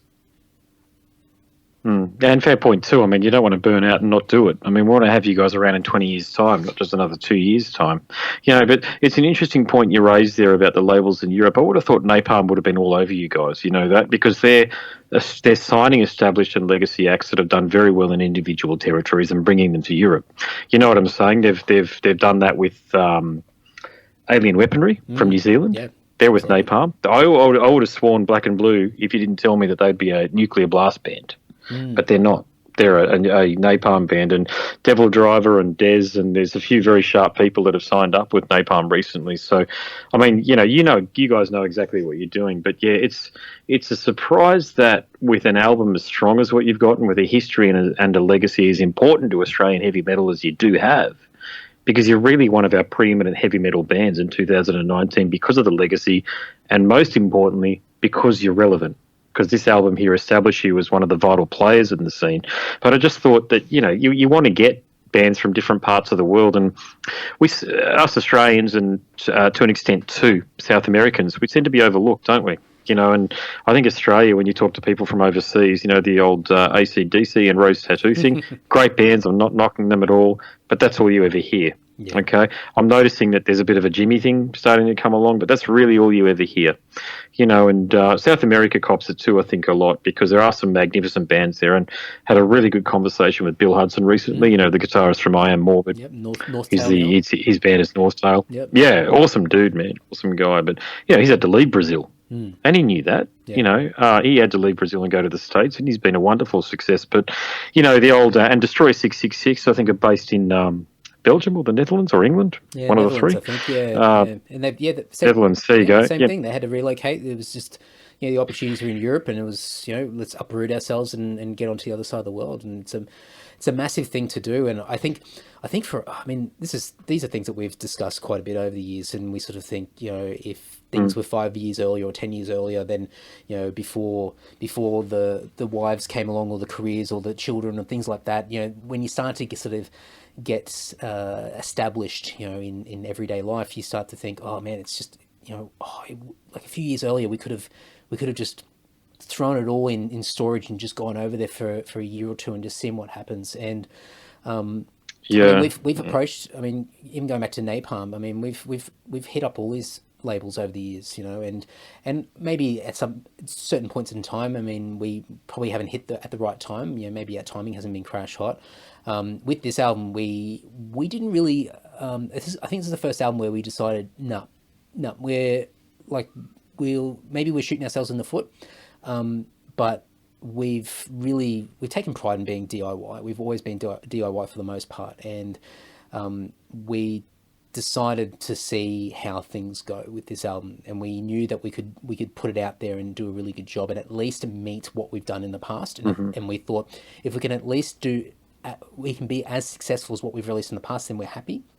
And this album has exceeded everything we've done in the past. It's just ridiculous in just a week. But we're sort of looking at it now and going, well, it's giving us leverage, and we're getting into conversation through word of mouth. And it's this very organic grassroots approach. And, I sent a mailing list out last night to everyone that's ordered from us, over the past several years. And they're on our mailing list, and we sort of keep them up to date. And just said, look, we got into the ARIA charts yesterday. Like, ridiculous. We were number 20 on the Australian artists album chart. I was going to mention that. Was going to be my final point. Well, congratulations on that. And for everybody listening that thinks that's not a serious accomplishment, it is. Because you're up against the Megan Trainors and the Taylor Swifts and all this sort of stuff. And, mate, number 20, it's top 20, mate. Congrats. Did you ever think when you were a kid growing up, Redcliffe, that would happen? Redcliffe, yeah. Well, absolutely not. I remember... You know what I mean? I remember standing in front of the mirror in the back of my door in my bedroom, pretending to be James Hetfield, and my mum walking in and just looking at me going, oh my God, and just close the door. Yeah, I had that happen too. Yeah. So, no. Even a week ago, we known we put a lot of effort into the album. We pushed pre-orders. We really got everyone behind us. And, I was direct messaging every single person I could possibly find from years gone by, just to say, hey, just a heads up, if you're interested, blah, blah, blah. If you need any help, I'll hook you up, or whatever. Just trying to cut deals and just trying to get over the line. And it was this real sort of organic upswell of people that's just getting behind it and getting excited, going, wow, yeah, okay, let's do it. And so it was just like yesterday, we had no idea. Like, we just, Tim got sent a link, the ARIA link, and I had to sort of do a double take and went, what do you mean? Like, how does this work? I don't understand. And go a couple of ones up, and the Wiggles are on there. Then there's Jimmy Barnes and Hilltop Hoods and In Excess and Thy Art's like just incredible at the moment. They're just smashing it. Oh, their new album's fantastic. Massive, yeah. They're doing so well. But just to see these amazing bands and iconic artists on this list, and I just think, oh wow, we're on there too. And next week we might not be on there anymore, but who cares? Like, it was just amazing. And so I sent this email out last night to everybody and just said, you guys made this happen. Like, yeah, okay, we've created the music, but no one would hear it unless it was you guys actually buying the album. It's very cliched and cheesy, but I really stressed the point, and then I sort of put the call to action out to everybody and said, look, we always need your help, and get out there and support it. And so we always do little incentive deals for our inner circle, and we do little referral deals. So if you refer somebody through to buy the album and they mention your name, then we'll hook you up with free merch, free CDs, free T-shirts, all sorts of stuff, because it's just a way to get in front of people's ears. We always say, like, the goal is for people to actually hear a song or the album. Whether they like it or not, we can't control that. But if people have got the opportunity to actually hear it, then that's all we care about, because then they can make up their own mind. And that's always been the difficult thing with any artist, is just to be heard, And yesterday was just... I haven't actually digested it, because it's just I think it's one of those things where maybe in a few days' time, or maybe a few weeks down the track, I'll sit back and go, oh wow, that's wow, okay, straight to the pool room. It was like a really, really cool moment. So, and for an independent, completely independent, like, we've done it all ourselves. No mainstream radio. It's all been, if we've been played anywhere, it's been sort of community radio, digital radio sort of stuff. None of the big guys have picked us up yet at all, and not a lot of mainstream press, not a lot of mainstream reviews or anything yet. It's just been very organic, DIY, grassroots, and we're super proud of everybody that's just helped us and of each other. I saw Mark last night, actually. I just quickly stopped by his place and just shook his hand and just said, "Congrats, man! Like, you're an ARIA artist now." That's pretty cool. I mean, 20 ARIA. Yeah, at least for a week we are, and that's pretty cool. So very, very cool. Mate, that's about it from me. But before I let you go, tell the listener how they can get in touch with you, because you have a wonderful social media presence, it must be said. You've got 2 podcasts. You're a very approachable guy over social media. You answer your tweets. I really appreciate that, by the way, because God almighty, the amount of bands that don't attend to their tweets, and I'm not talking about just spam comments on the album or what have you. You guys are all over that. You've got a wonderful Facebook presence. So I've mentioned Twitter there. You're on that.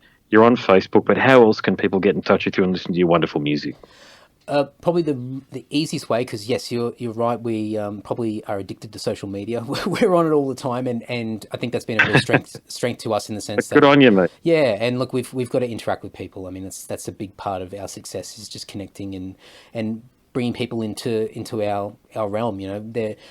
I try my best to try not to use the word fans. I use the word friends. I try to just bring it like they're an extension of the band. It's not just the 4 of us or the 3 of us or whatever it is. It's interesting, Andy, actually. Fiona Horn said the same thing. She goes, they're not fans, they're friends. They're just people, and I think for artists that are very down to earth and connected to their fan base, that is so true. Yeah. You just got people who you share a common interest, and that common interest is your band.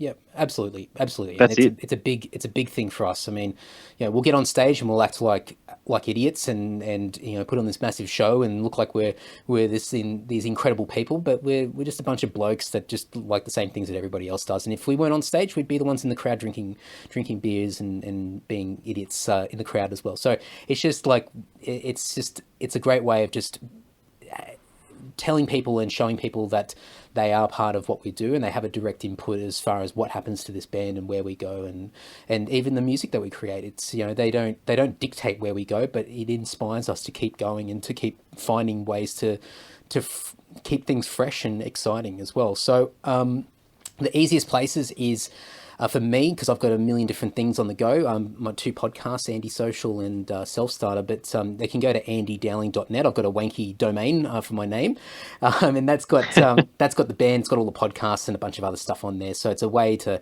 sort of hit one link and find all the links, all the social media pages are there. And for the band, same deal. If you just go to lord.net.au, it's got all the new album information on the front page. It's got all the links to YouTube, Twitter, Vimeo, Facebook, Instagram, whatever else we've managed to sign up to, our online store at Bandcamp. Everything's all linked in there, so we try to make it as easy as possible. But we're on our phones every day, responding, retweeting, Well, and you should be commended for it, I must say. I'm a uni student these days, and I'm taking a journalism student with a social media major, and you guys are textbook on what to do as opposed to what not to do. You're very responsive, you're very engaging, you do appreciate the support you get, mate, and as far as I'm concerned, more power to you and more success to you all.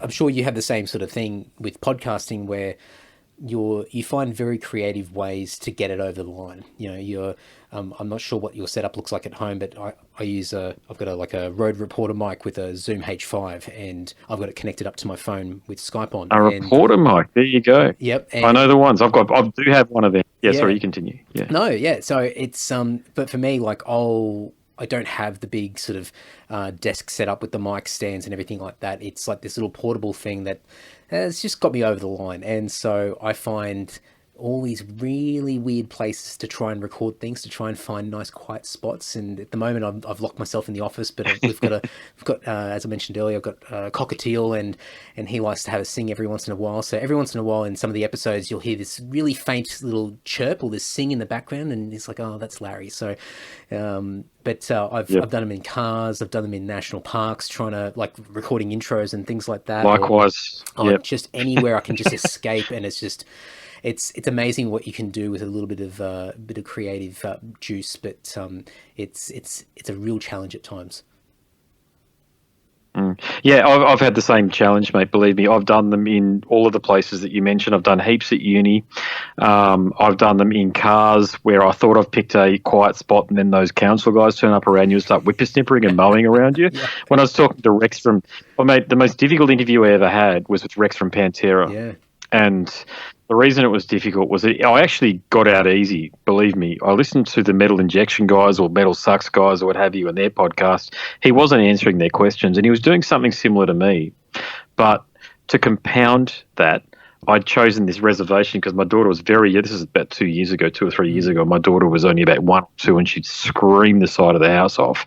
So I thought, I've got to get out and take this interview because knowing Rex, he won't tolerate it, So anyway, I was doing this interview, and these guys, I'm sure they were taking the piss. I had the ride-on. I swear to you, I had the ride-on. I had the handheld mower, the push one, the pushing one, and I had the whippersnipper all within 10 feet of the car at one time. Oh, God. I was like, you guys are messing with me. Rex, I think it was at the same time that I opened the conversation with Rex about to give him a great compliment, as you or I would, being metal bass players or metal-loving bass players, about how much I love his work. And he said, this is going to be some goddamn heavy metal interview. I don't want to do it. And I'm like, oh, God. It wasn't. I just tried to give him a compliment. I'd prepared all these lists of questions about the album Smoke on This that he had launched that year, but I thought it was going to go south at any moment. I can't say I enjoyed it. I've got to tell you, Well, it was one of those ones I was looking forward to. Didn't enjoy it. I bet. And like this is something that I was thinking about, a few things to quiz you about, because I've been following what you've been doing for a little while now, and I've been really intrigued with the caliber of guests that you have on your podcast. And something that I was really worried about when I started my podcast was being a musician myself, and when you do interviews, and I even did a stint where I was interviewing some larger artists and doing sort of the press for some, for different webzines, etc. And you would do the what do you call it? Like where there'd be 20 spots, and that person's blanked out for 2 hours, and you could be the 5th person or the 20th person or whatever it is. And, if you're one of the last people in that list, they're exhausted, you're just crossing your fingers that nobody's asked these questions before you, and they take it very sort of run of the mill. And so when I started my podcast, I looked at it and went, I don't want to do that. Like I'm so ultra paranoid that I'm going to offend somebody, or I'm one of my heroes, someone that I really look up to, and I'm going to either gush too much or I'm going to ask something that's stupid and they're going to respond really badly to me. And so I've had some great people on over the years, but I've really steered clear from a lot of that. And one of the things I was going to ask you is, what was, I guess, obviously the intention behind the podcast itself, where that'll come from, but was there a clear intention that you wanted particular people on your podcast, and did you think about sort of how you were going to approach these guys who have been doing interviews in some cases for decades? Yeah, I think that part of your question there about what inspired it, because when I worked for Telstra, I was working up in Cairns as well. So I used to fly in, fly out. So I'd fly up there on Sunday nights and fly back Thursday afternoons or Friday afternoons. So I was living out of a suitcase for years, and I even worked on the Sunshine Coast doing that. Family being based on Northern Gold Coast, and I was just traveling. I was living out of a suitcase. Man, it was crazy. I'd live out of it. I'd park my car full of musical equipment at Brisbane Airport on a Sunday night or a Monday morning. Then I'd come back from Cairns on the plane, and I'd get into the car with all of my gear ready from when I set it up almost a week prior, drive to the gig that I had, the covers gig that I was doing. And in between them, I was listening to podcasts, and there were two main people I was listening to. The number one person I listened to that I was really inspired by was Joe Rogan. Okay, so his podcast for years, just being on the road, being by myself, outside of doing video calls back to the family, that was really the only company I had, because who watches TV from about year 2010 onwards? Like, you know, I don't watch it in hotel rooms. So I was just putting it on the background as I tapped away on my laptop, doing all the usual stuff we had to do as account executives and as a business development manager at Telstra. So it came from that. But the other person I was inspired by too, from a musical perspective, was the great Jamie Jester. Because I really admire him. I've got to tell you, I really admire him, and I'm really inspired by him because he's a music fan, and so am I. So are you, mate. You know, I can tell with your podcast you're the same. And it doesn't matter what genre people are playing or what have you. You can connect on some level if you're a genuine music fan, and it helped being a musician too, being able to connect that way. But I think in terms of the big jump across from being an account executive to actually starting writing about music and doing podcasts and stuff, I got burnt out at Telstra big time. I ended up in hospital.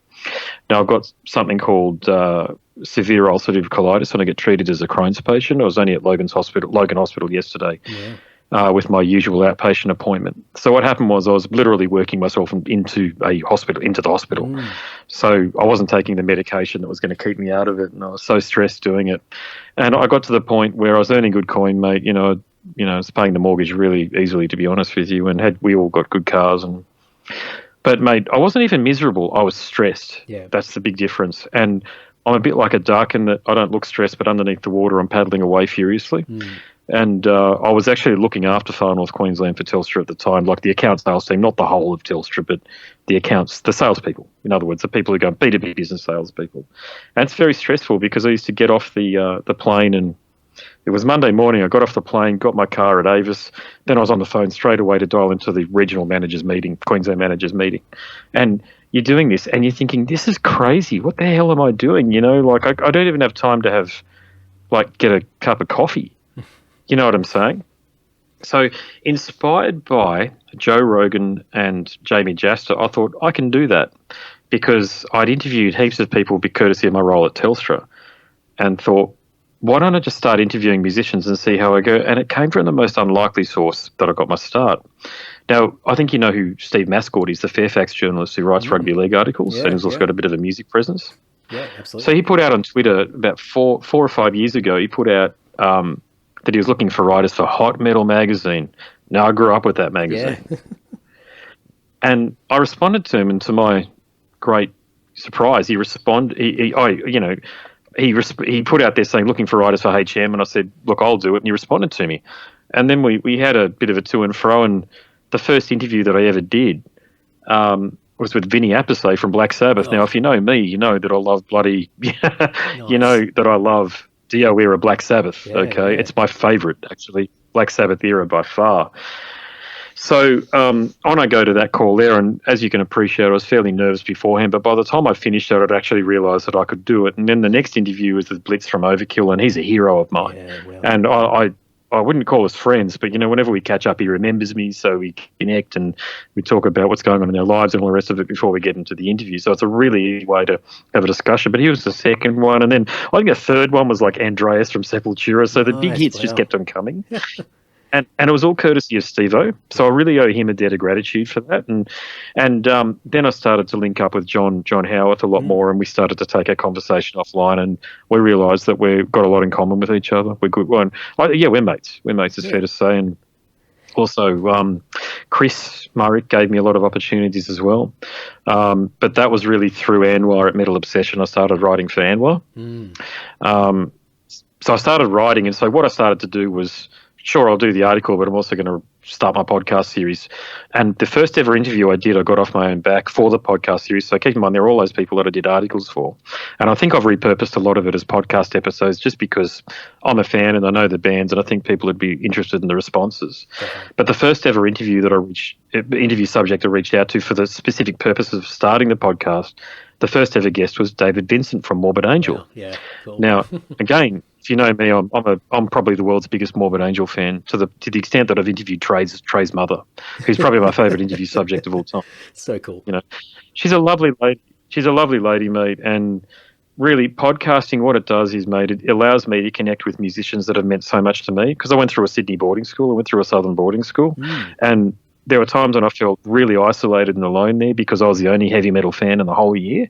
Me and another kid from a few years below, I think, and we used to sort of talk about it for, Megadeth cancelled their tour in 93 or 94, but we were keen to go to that sort of thing. So, I went to a few gigs along the way, but I really had to wait until I left school before I was able to go to a few heavy metal gigs and really enjoy them.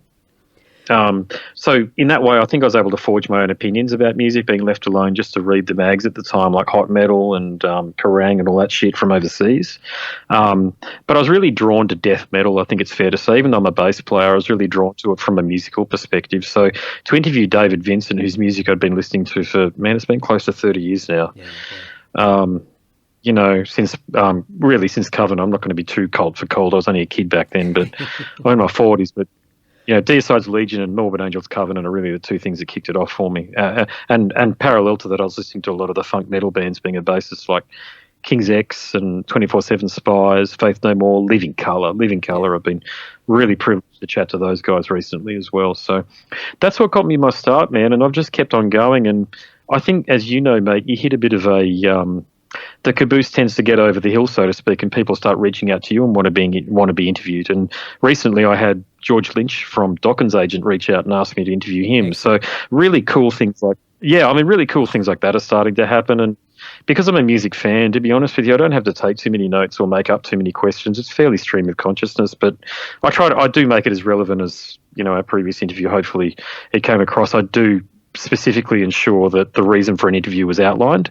So whenever I do the introduction to my podcast series, it's always the reason for the chat is, etc.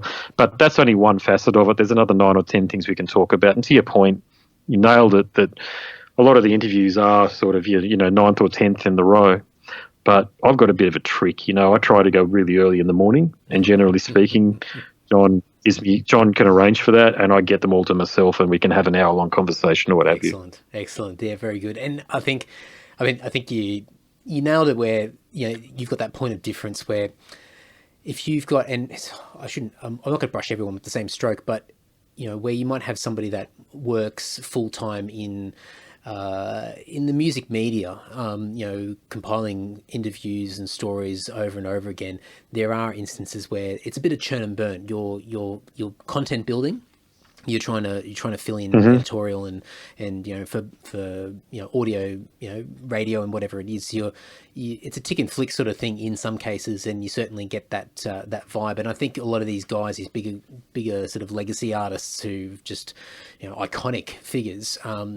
Especially the guys who've come from North America, there's a big culture, or has been a big culture of that in the past, where you'd go and do your radio spots and it'd be very sort of clinical, to the point, very segmented, and you go in there, what are you promoting? Ask the same questions over and over again, sometimes not actually understanding enough about the artist or respecting them, and then out you go, we're moving on to the next person. And so I think sometimes you walk into these, or to use lack of a better term, walk into these conversations where you have got a bit of an uphill battle with certain people. But I think just the way that you've explained and given context, you're a true music fan. You're an enthusiast. You've got a passion for it, where there's a level of excitement going into these conversations to speak to these people, because you genuinely want to talk to them. And I think people will, and I've heard a lot of your conversations where I think people understand very quickly and go, oh, okay, this is not just the run of the mill, someone's going through the motions and not listening to my answers, waiting for the next question. Yeah. We're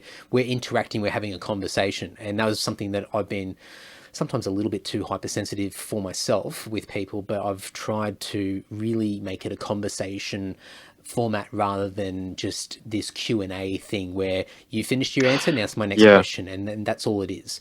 And Justa is a prime example of that. I mean, he trails off and just craps on for ages about all sorts of stuff, and sometimes you listen and go, oh man, rein it in, man, you're like, where are you going with this?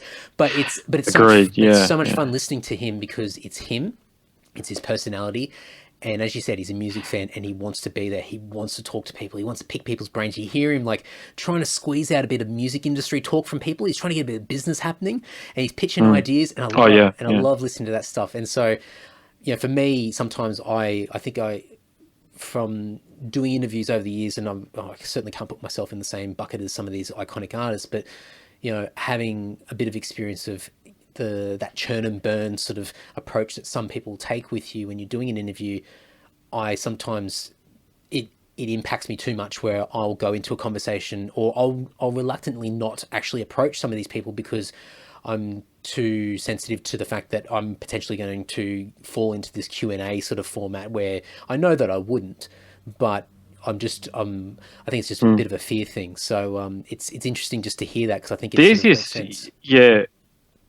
the easiest way around it, I've found, mate, is to not have a set of questions actually even prepared. The only questions you actually have prepared are about the reason for the conversation. So, as you know, mate, you get these email blasts and it says, you can interview such and such an artist about this tour or this album. Great. So you do your research on that album and this tour. So if it's a tour, so I interviewed Gene Hoglan recently from Death. I'm another big fan of Death. They're up there for me. So I had, the reason for the conversation is to talk to Gene about the Dark Angel tour. Sorry, not Death Angel, but Dark Angel tour. But I already know enough, being a real fan of heavy metal, to just go, right, I actually have spoken to Gene before. And of course I wouldn't expect him to remember it. Back in 99 when he toured with Heavy Dev on the Strapping Young Lad thing, when they did that Ocean Machine Infinity Strapping Young Lad set. Yep. And I had I wouldn't say a long conversation with him, but it was about Control Denied, because that's when the Control Denied thing was released, and I wanted to know why he wasn't on it, why Richard Christie was on it, and he didn't want to give me the answer back then. He was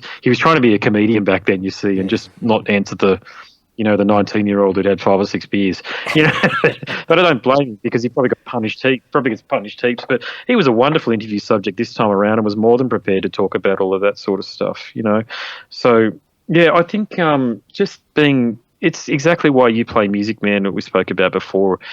It's just being a fan, first and foremost. There's no money in this. We know that. So, but I mean, God, man, what greater reward than to think that fairly soon you're going to talk to George Lynch, who plays in Dokken and also KXM with he plays adjacent to one of my heroes, which is Doug Pinnick from King's X. And you think of this, and I was talking to Whitfield Crane yesterday about Ozzy Osbourne, about the Osbourne family, because I've spoken to Bob Daisley, Ozzy's bassist, this guy from Sydney, fella from Sydney, who made people don't know until they know, but now he wrote all of that stuff through the 80s, certainly the lyrics and the vast majority of the music. That's why Ozzy, through the 90s, there's not a lot of output there, because he didn't have that relationship with Bob, certainly as far as I'm concerned. But you're able to talk to these people. I've spoken to Zach, he's played with Bob. He's played on an album with Bob. You speak to these guys and there's just this, and you know what I mean, there's just this pinch yourself moment through the conversation. It's like, holy shit, I remember listening to this guy in a Discman in the back of my parents' car when we were driving to a restaurant one night back in the 90s. And you do this and you think, man, how good is it to be alive? And in that way, you just think, man, I'm just so grateful that I've got an opportunity to contribute back. As ironic as it sounds when you're not making any money or what have you, but you're still so grateful that you get an opportunity to be part of the, excuse the term, but the ecosystem, if you know what I'm saying. And the thing that I really like too is, for me, with the podcast series, about half of my audience is from North America. So I get a lot of communication from people from the States, and I really appreciate that, particularly indie bands and bands that are on minor labels and the like. And I try to help out any band by giving them an interview, but I generally my rule is you better have a tour or an album, otherwise I won't talk to you, because I've done a few of those conversations where you don't have either, and we're usually talking about why you should have a tour or an album, and it's usually why the industry doesn't understand you, and why people don't understand your genius or something, and they're painful, punishing interviews, and I don't do them anymore. And they're predominantly, mate, I've got to tell you, with local artists. Yeah. I mean, Australian onshore artists, I've had a few of them, and I just don't do them anymore, because you want to have people like yourself, man, who get it, I think it also helps because, and it's taken me a while to sort of understand it, but I think you need a bit of an anchor. You need a why as far as why are we getting together? Where's the sort of the needle pointing that we know that, we can dance all over the place. We can go in different directions, go off on tangents and have a great time. But ultimately, where's this leading to? What's the end goal here? And when people have got a purpose there, and sometimes, my problem initially was I thought it was too cheap, but we were, people only wanted to talk to me, or we would do something because they've got something to sell, they've got something to promote, and I wanted to talk to people about other things, But I learned very quickly that you need that navigation in there. You need some foundation to know what is that purpose of getting together and having that conversation. And you don't have to focus on it completely in that conversation. It can be something that you refer to at different times throughout the conversation, or you wrap it up towards the end and you know where it's leading to.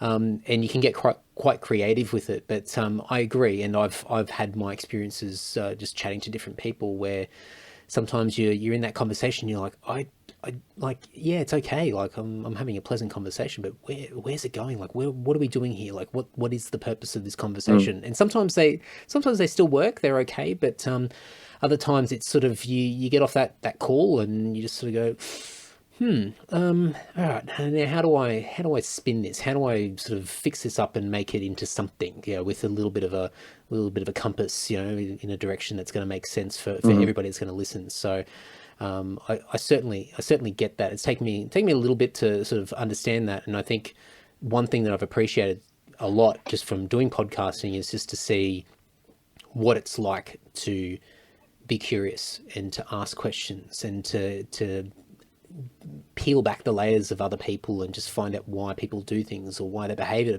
particular way, and to go back and talk to a lot of my peers, people that I've known for years and drunk beers with and shared stages with and toured all over the world, and then you get a conversation going and you're like, oh, I've known you for 15 years and I didn't know that. Oh, well, okay, that's weird. Yeah, and so it's a different perspective that you take on the whole thing. It's been at least for me very rewarding, a bit of a self-development journey for myself. Yeah, and I think like you do it really well, in that these aren't Q&As; these are conversations. I listened back to some of my earlier interviews where the interview subject hadn't been interviewed a lot. But the Tim Amar one, I mean, I could mention it because I'm not causing any offence here, but the Tim Amar one from Control Denied, massive Chuck Schuldiner fan. But he was not in a good place in his life at the time. And I hope things have gone a lot better for him.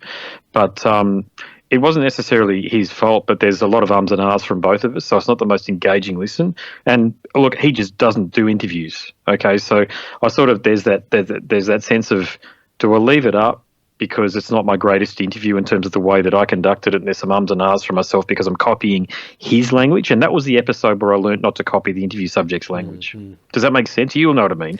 You do not copy their mannerisms. You got your own style, ride with it, let the good times roll with how you do things. And it's still a very engaging listen with Tim, but if I could redo that one again, I would, that's for sure. But that's not a bad one by any means. Like, the quality of your content is very high, but it's just as a listen, if you know what I'm saying. Yeah, I'm still getting better at that. I'm trying to get better where I'm like, I've always said I'm a bit of a chameleon where I'll adapt to my environment in the sense that, depending on who I talk to, it's not that I'm two-faced or anything, but I've my bread and butter for years, just in every dynamic of my life, has been communication. It's been using my mouth, for a lack of a better term there.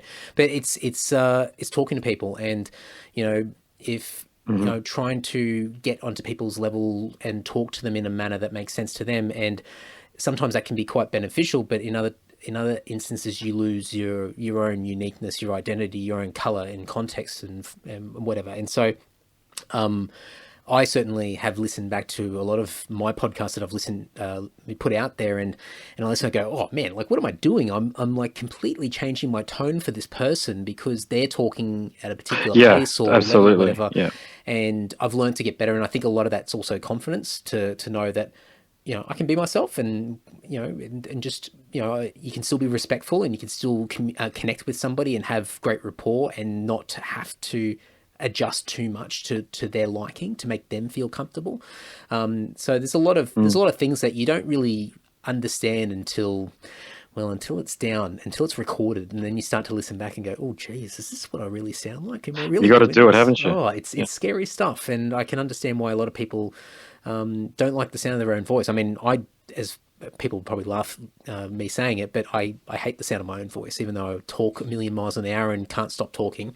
Don't we all? But I listen, I listen back to edits, and I'm working out what to cull and what to move around and whatever, and I've got to hear it, and it's really difficult, and I procrastinate over it because it's just a really hard thing for me to do. I just do not like to hear myself, but it's very rewarding because I learn a lot about myself, and naturally over time I become a better communicator. I'm far more respectful and more self-aware of myself in situations, and it's just made me a better person. But it hasn't come easy. It's been a lot of blood out of stone. Yeah, and there's often signposts that let you know that you've improved to a point where you wanted to get to when you first started, and that for me happened with Lucas Mann from Rings of Saturn. And the reason for that was the first 15 minutes of the interview, I really had to draw it out of him. And the reason beyond that was because he's just starting to come out of, I guess you'd call it touring hibernation. He had a lot of problems because of shit that was written about him on social media. He's a tremendous guitarist, by the way. Mad respect for Lucas and Rings of Saturn and what those guys do. I was right in front of them up here at Brightside when they were playing there, and God, they were good. That whole band are just on fire. But for the first 15 minutes of my podcast episode with him, he was giving me, the one-word responses and so, but I persisted from the perspective that I knew he had a good story to tell. And I thought, and with the greatest of respect, I thought, no, I'm going to use all of the time that I have here, which is probably 30 or 40 minutes. And we're going to talk about stuff which is very relative for him about what he's gone through. Eventually, he opened up, and honestly, I'm very, I've got a lot of pride in that particular episode there, because it could have been a 5-minute conversation, and I might not have even aired it as a podcast episode because he's very guarded, and I understand that. I'm not blaming him at all. I understand why he is, because of the issues that he had, because of what people have said about him on social media. So he's guarded about what he says to people in case they take it out of context. Now, that conversation went for about 40 minutes or so, and he ended up posting it himself. That's cool. Because I got my podcast episode. Yeah, when artists do that, you've made an impact and you're memorable, and I really appreciate that. But I probably appreciated that more so than any of the others, because I know that was his great unveiling as far as I was concerned, because he actually gave a lot of people insight into why he was not so much not touring, but the thoughts and feelings around what were happening around shit that happened to him. So he didn't go into any detail on the events, but he talked about his feelings about it. And I think that's really important when you can get people to talk about their feelings. You've gotten through.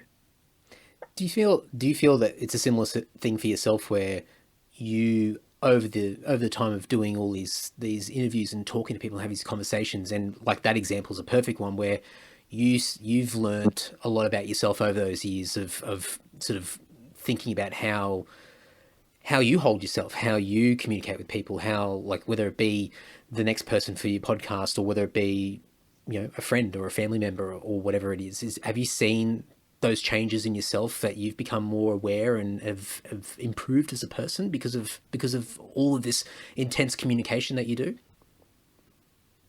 Yeah, and I'll say absolutely, definitely. And how I bookended it is by doing Toastmasters as well. Okay, so that's been really important for me to do that, because Toastmasters gives you, without running an ad for it, Toastmasters gives you the opportunity to basically do a public speech every 2 weeks. And we all struggle with confidence. We all do, okay?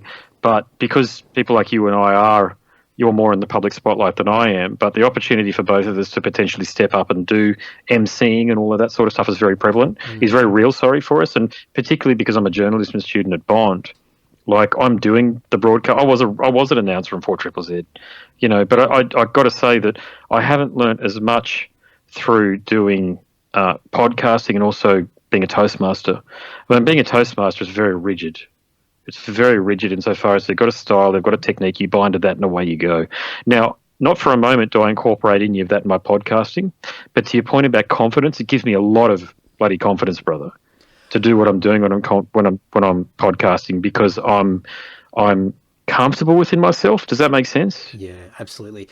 I didn't know about the Toastmaster thing, and I'm keeping an eye on that time, because I would go down a rabbit hole with you right now on Toastmasters. Like, that is something that I think for me, just really appreciating podcasting and communication, and it's sort of been more amplified over the years as I've really dove into a lot of this stuff, is what is that next thing for me, that next challenge. And I think, I've done public speaking. And I think overall I've had pretty good experiences, but I also know that I shy away from it because there's a different level of vulnerability that's attached to it, and there's a lot more cues and a lot more things that you have to factor in that you're not so conscious of when you're like we are now having a conversation more or less over the phone.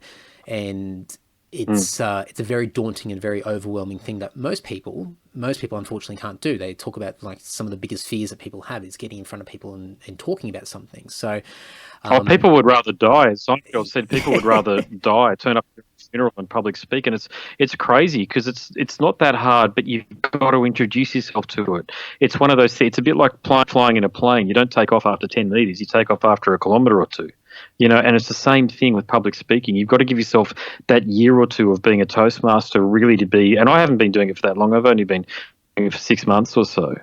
So that's how recent it's been. But I did a lot of talking at Telstra where I was having to stand up in front of people, but it wasn't structured like it is with Toastmasters. Toastmasters I like because it gives you that structure. And sometimes you don't like the feedback, aka criticism you get about a speech you've done or the way you've conducted a role in Toastmasters. But you got to live with it because that's the nature of the environment. And honestly, there's no better environment than Toastmasters to develop confidence for public speaking, I don't believe. That I can't think of any other environment where you're regularly giving public speeches and also, more important, impromptu public speeches, because you've got the table topic masters, the table topic speeches where you're selected randomly 2 minutes talk about this subject, and it might be about Christmas, it might be about World War II bombers, it might be talking about the recession in the 90s. But you got to talk about it, and you're not given any time. Go. And I've got to tell you, mate, that's holding your feet to the fire. You know that. I'm sweating just thinking and about it. And I tell you, it's random because it doesn't. And I've got to share this with you. It doesn't mean you just have to talk about that, but you can talk about what your feelings are or what your memories are from that time. So, what was my recent one? I got asked to talk about what a gunpowder breakfast was. I don't even know what that was. That. So, I think I ended up talking about swimming or something like that. So, found a creative way to segue. Yeah, absolutely. And in that way, I think it gives you. What it does is there's nothing. I'm not even that nervous anymore about impromptu speeches. The ones that get me a bit nervous are when you've got weeks to plan, and there's going to be a massive audience. They're the ones that get me nervous. So, because I'm at uni, when I'm doing a presentation, it's 40% of my overall grade, and you've got to get it right because they're not worried about what the paper says. They're adjudicating you. They're getting your assessment. Your assessment is based on how you present and the content in that. And if you can't do it, they're going to mark you a bit for effort if you've tried and you've clearly done the work and you can turn in a paper with a whole bunch of words on it. But, man, I can tell you, having been in the workforce for 25 odd years or thereabouts, those who can present, those who can talk, not even those who are knowledgeable, those who present, those who can talk and do it well, they're the ones that are going to win the coin. Going to get the money. Well, money and talking, they're too good. That's a good combination, something that I haven't quite mastered yet, but I like the sound of it. Absolutely stoked that you got in contact with me today, and we'll definitely keep talking. Okay, brother. No worries at all. To learn more about Scars and Guitars and Andrew McKaySmith, you can go to scarsandguitars.net. You can search for Scars and Guitars in your preferred podcast player as well. It's pretty much everywhere that you would expect to find a quality podcast like Andrew's. So, as I said before in the intro, I'm going to dump a bunch of links to Andrew and his podcast in the show notes over at andysocial.net, but I'll also pick out some choice interviews that he's done over the years, some fantastic people that he's spoken to. Like, I look at some of the people that he puts these episodes out and I just go, oh man, like far out, dude. How'd you get that person? And he's got a gift of the gab. He asks some amazing questions and really gets nice and personal and candid with some of the best out there. So really, really cool podcast. Great to see other people out there doing the podcast thing and really pushing hard into the music domain with podcasting. So excellent work that Andrew's done, and extremely stoked that he decided to reach out to me and have me on his podcast as well. So go and check it all out. Scarsandguitars.net, all the podcast haunts, or you can go to andysocial.net and click on all the links right there. Alrighty, well, so updates. I am recording these intros a little bit in advance, but we are currently in the second full week of Fallen Idols being out, and we are, as expected, we have dropped out of the ARIA chart, so we're no longer in the top 20, but I was surprised we even got into the top 20. It was amazing. So that's gone straight to the pool room. I sent a copy of the charts to my parents, so everyone got a kick out of that. And look, who knows? Maybe we could get back in. But the fact that we debuted number 20 on the ARIA charts was absolutely amazing. But week 2, we are still in the Australian independent charts. We are number 12. So that's fantastic. It's amazing that we are still in those charts for a second week running. And I reckon that we can continue on for some further consecutive weeks with a bit of focused planning and attack there. So you would be seeing me posting all sorts of stuff all over social media. Please just message me if you're keen to help out in any sort of way. Now, you don't have to buy anything. Like if you can refer someone to buy the album or download it or whatever, then that's fantastic. But there are lots of great things that people can be doing to support us getting word out there.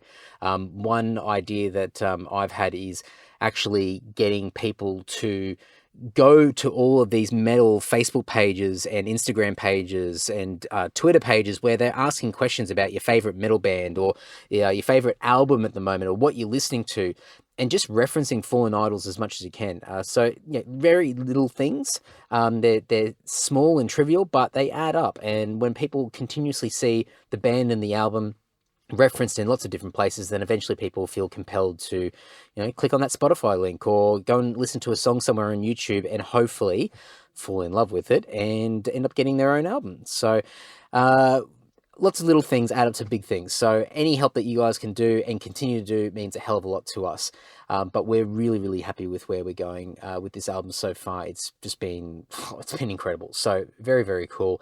But yeah, please reach out to me if you've got any ideas or you want to help. I'm all full of ideas, so I'm happy to throw some suggestions at you guys as well. And I will absolutely compensate people for massive efforts. So I've got t-shirts, I've got CDs, I've got all sorts of stuff flying around, and I'm happy to send it all over the world to people that do amazing things for us. So if you want to be a part of it and you want to help us sort of push this album to more and more people, we're happy to take care of you guys as well. So there you go. Self-starter, as usual, no massive updates here. The episodes are coming out every fortnight, Monday mornings at 5 a.m. So I'm not sure what episode will be out by the time this comes out. Maybe episode 36, maybe 35, 36. Anyway, you can check all that out, selfstarter.com.au. The episodes will run up until the end of this year, and then we'll see how we go. But season 1 is already out. Season 2 is out right now. And please, if you know anybody out there that wants to start their own business or has just started, or anybody that's just looking for more information to help them improve in their small business or self-employment journey, direct them to Self-Starter, give them an episode to check out, and it'll mean the world to me, and hopefully it'll help them as well. And I think that's about it. There's always things going on. I'm sure I've got more updates to do, but I'm in the process actually of moving back to Sydney. Jess and I have done our little stint down the south coast. We bought a house down there, and our goals that we had, we were meant to be down there for a few years, and we've ticked that goal, and we've done the appropriate planning and saving and all that sort of stuff. And we are ready to move back up to Sydney. So at the time of recording this, we are in the midst of doing that, so I'll be living right smack bang in the middle of the city. So I'm looking forward to reconnecting with a lot of old friends, people as you're traveling through Sydney. So mates in bands or anybody else listening to the podcast, and you've got some time, reach out to me, shoot me a DM, message anywhere on the socials, and I may be able to meet up with you and have a beer. So happy to, and really looking forward to reconnecting or connecting with as many people as possible now that I'm back in the thick of it. So looking forward to that. That is enough from me. Thank you so much for the support. As always, keep sharing these around, and okay, awesome. All right, see you later. Bye-bye.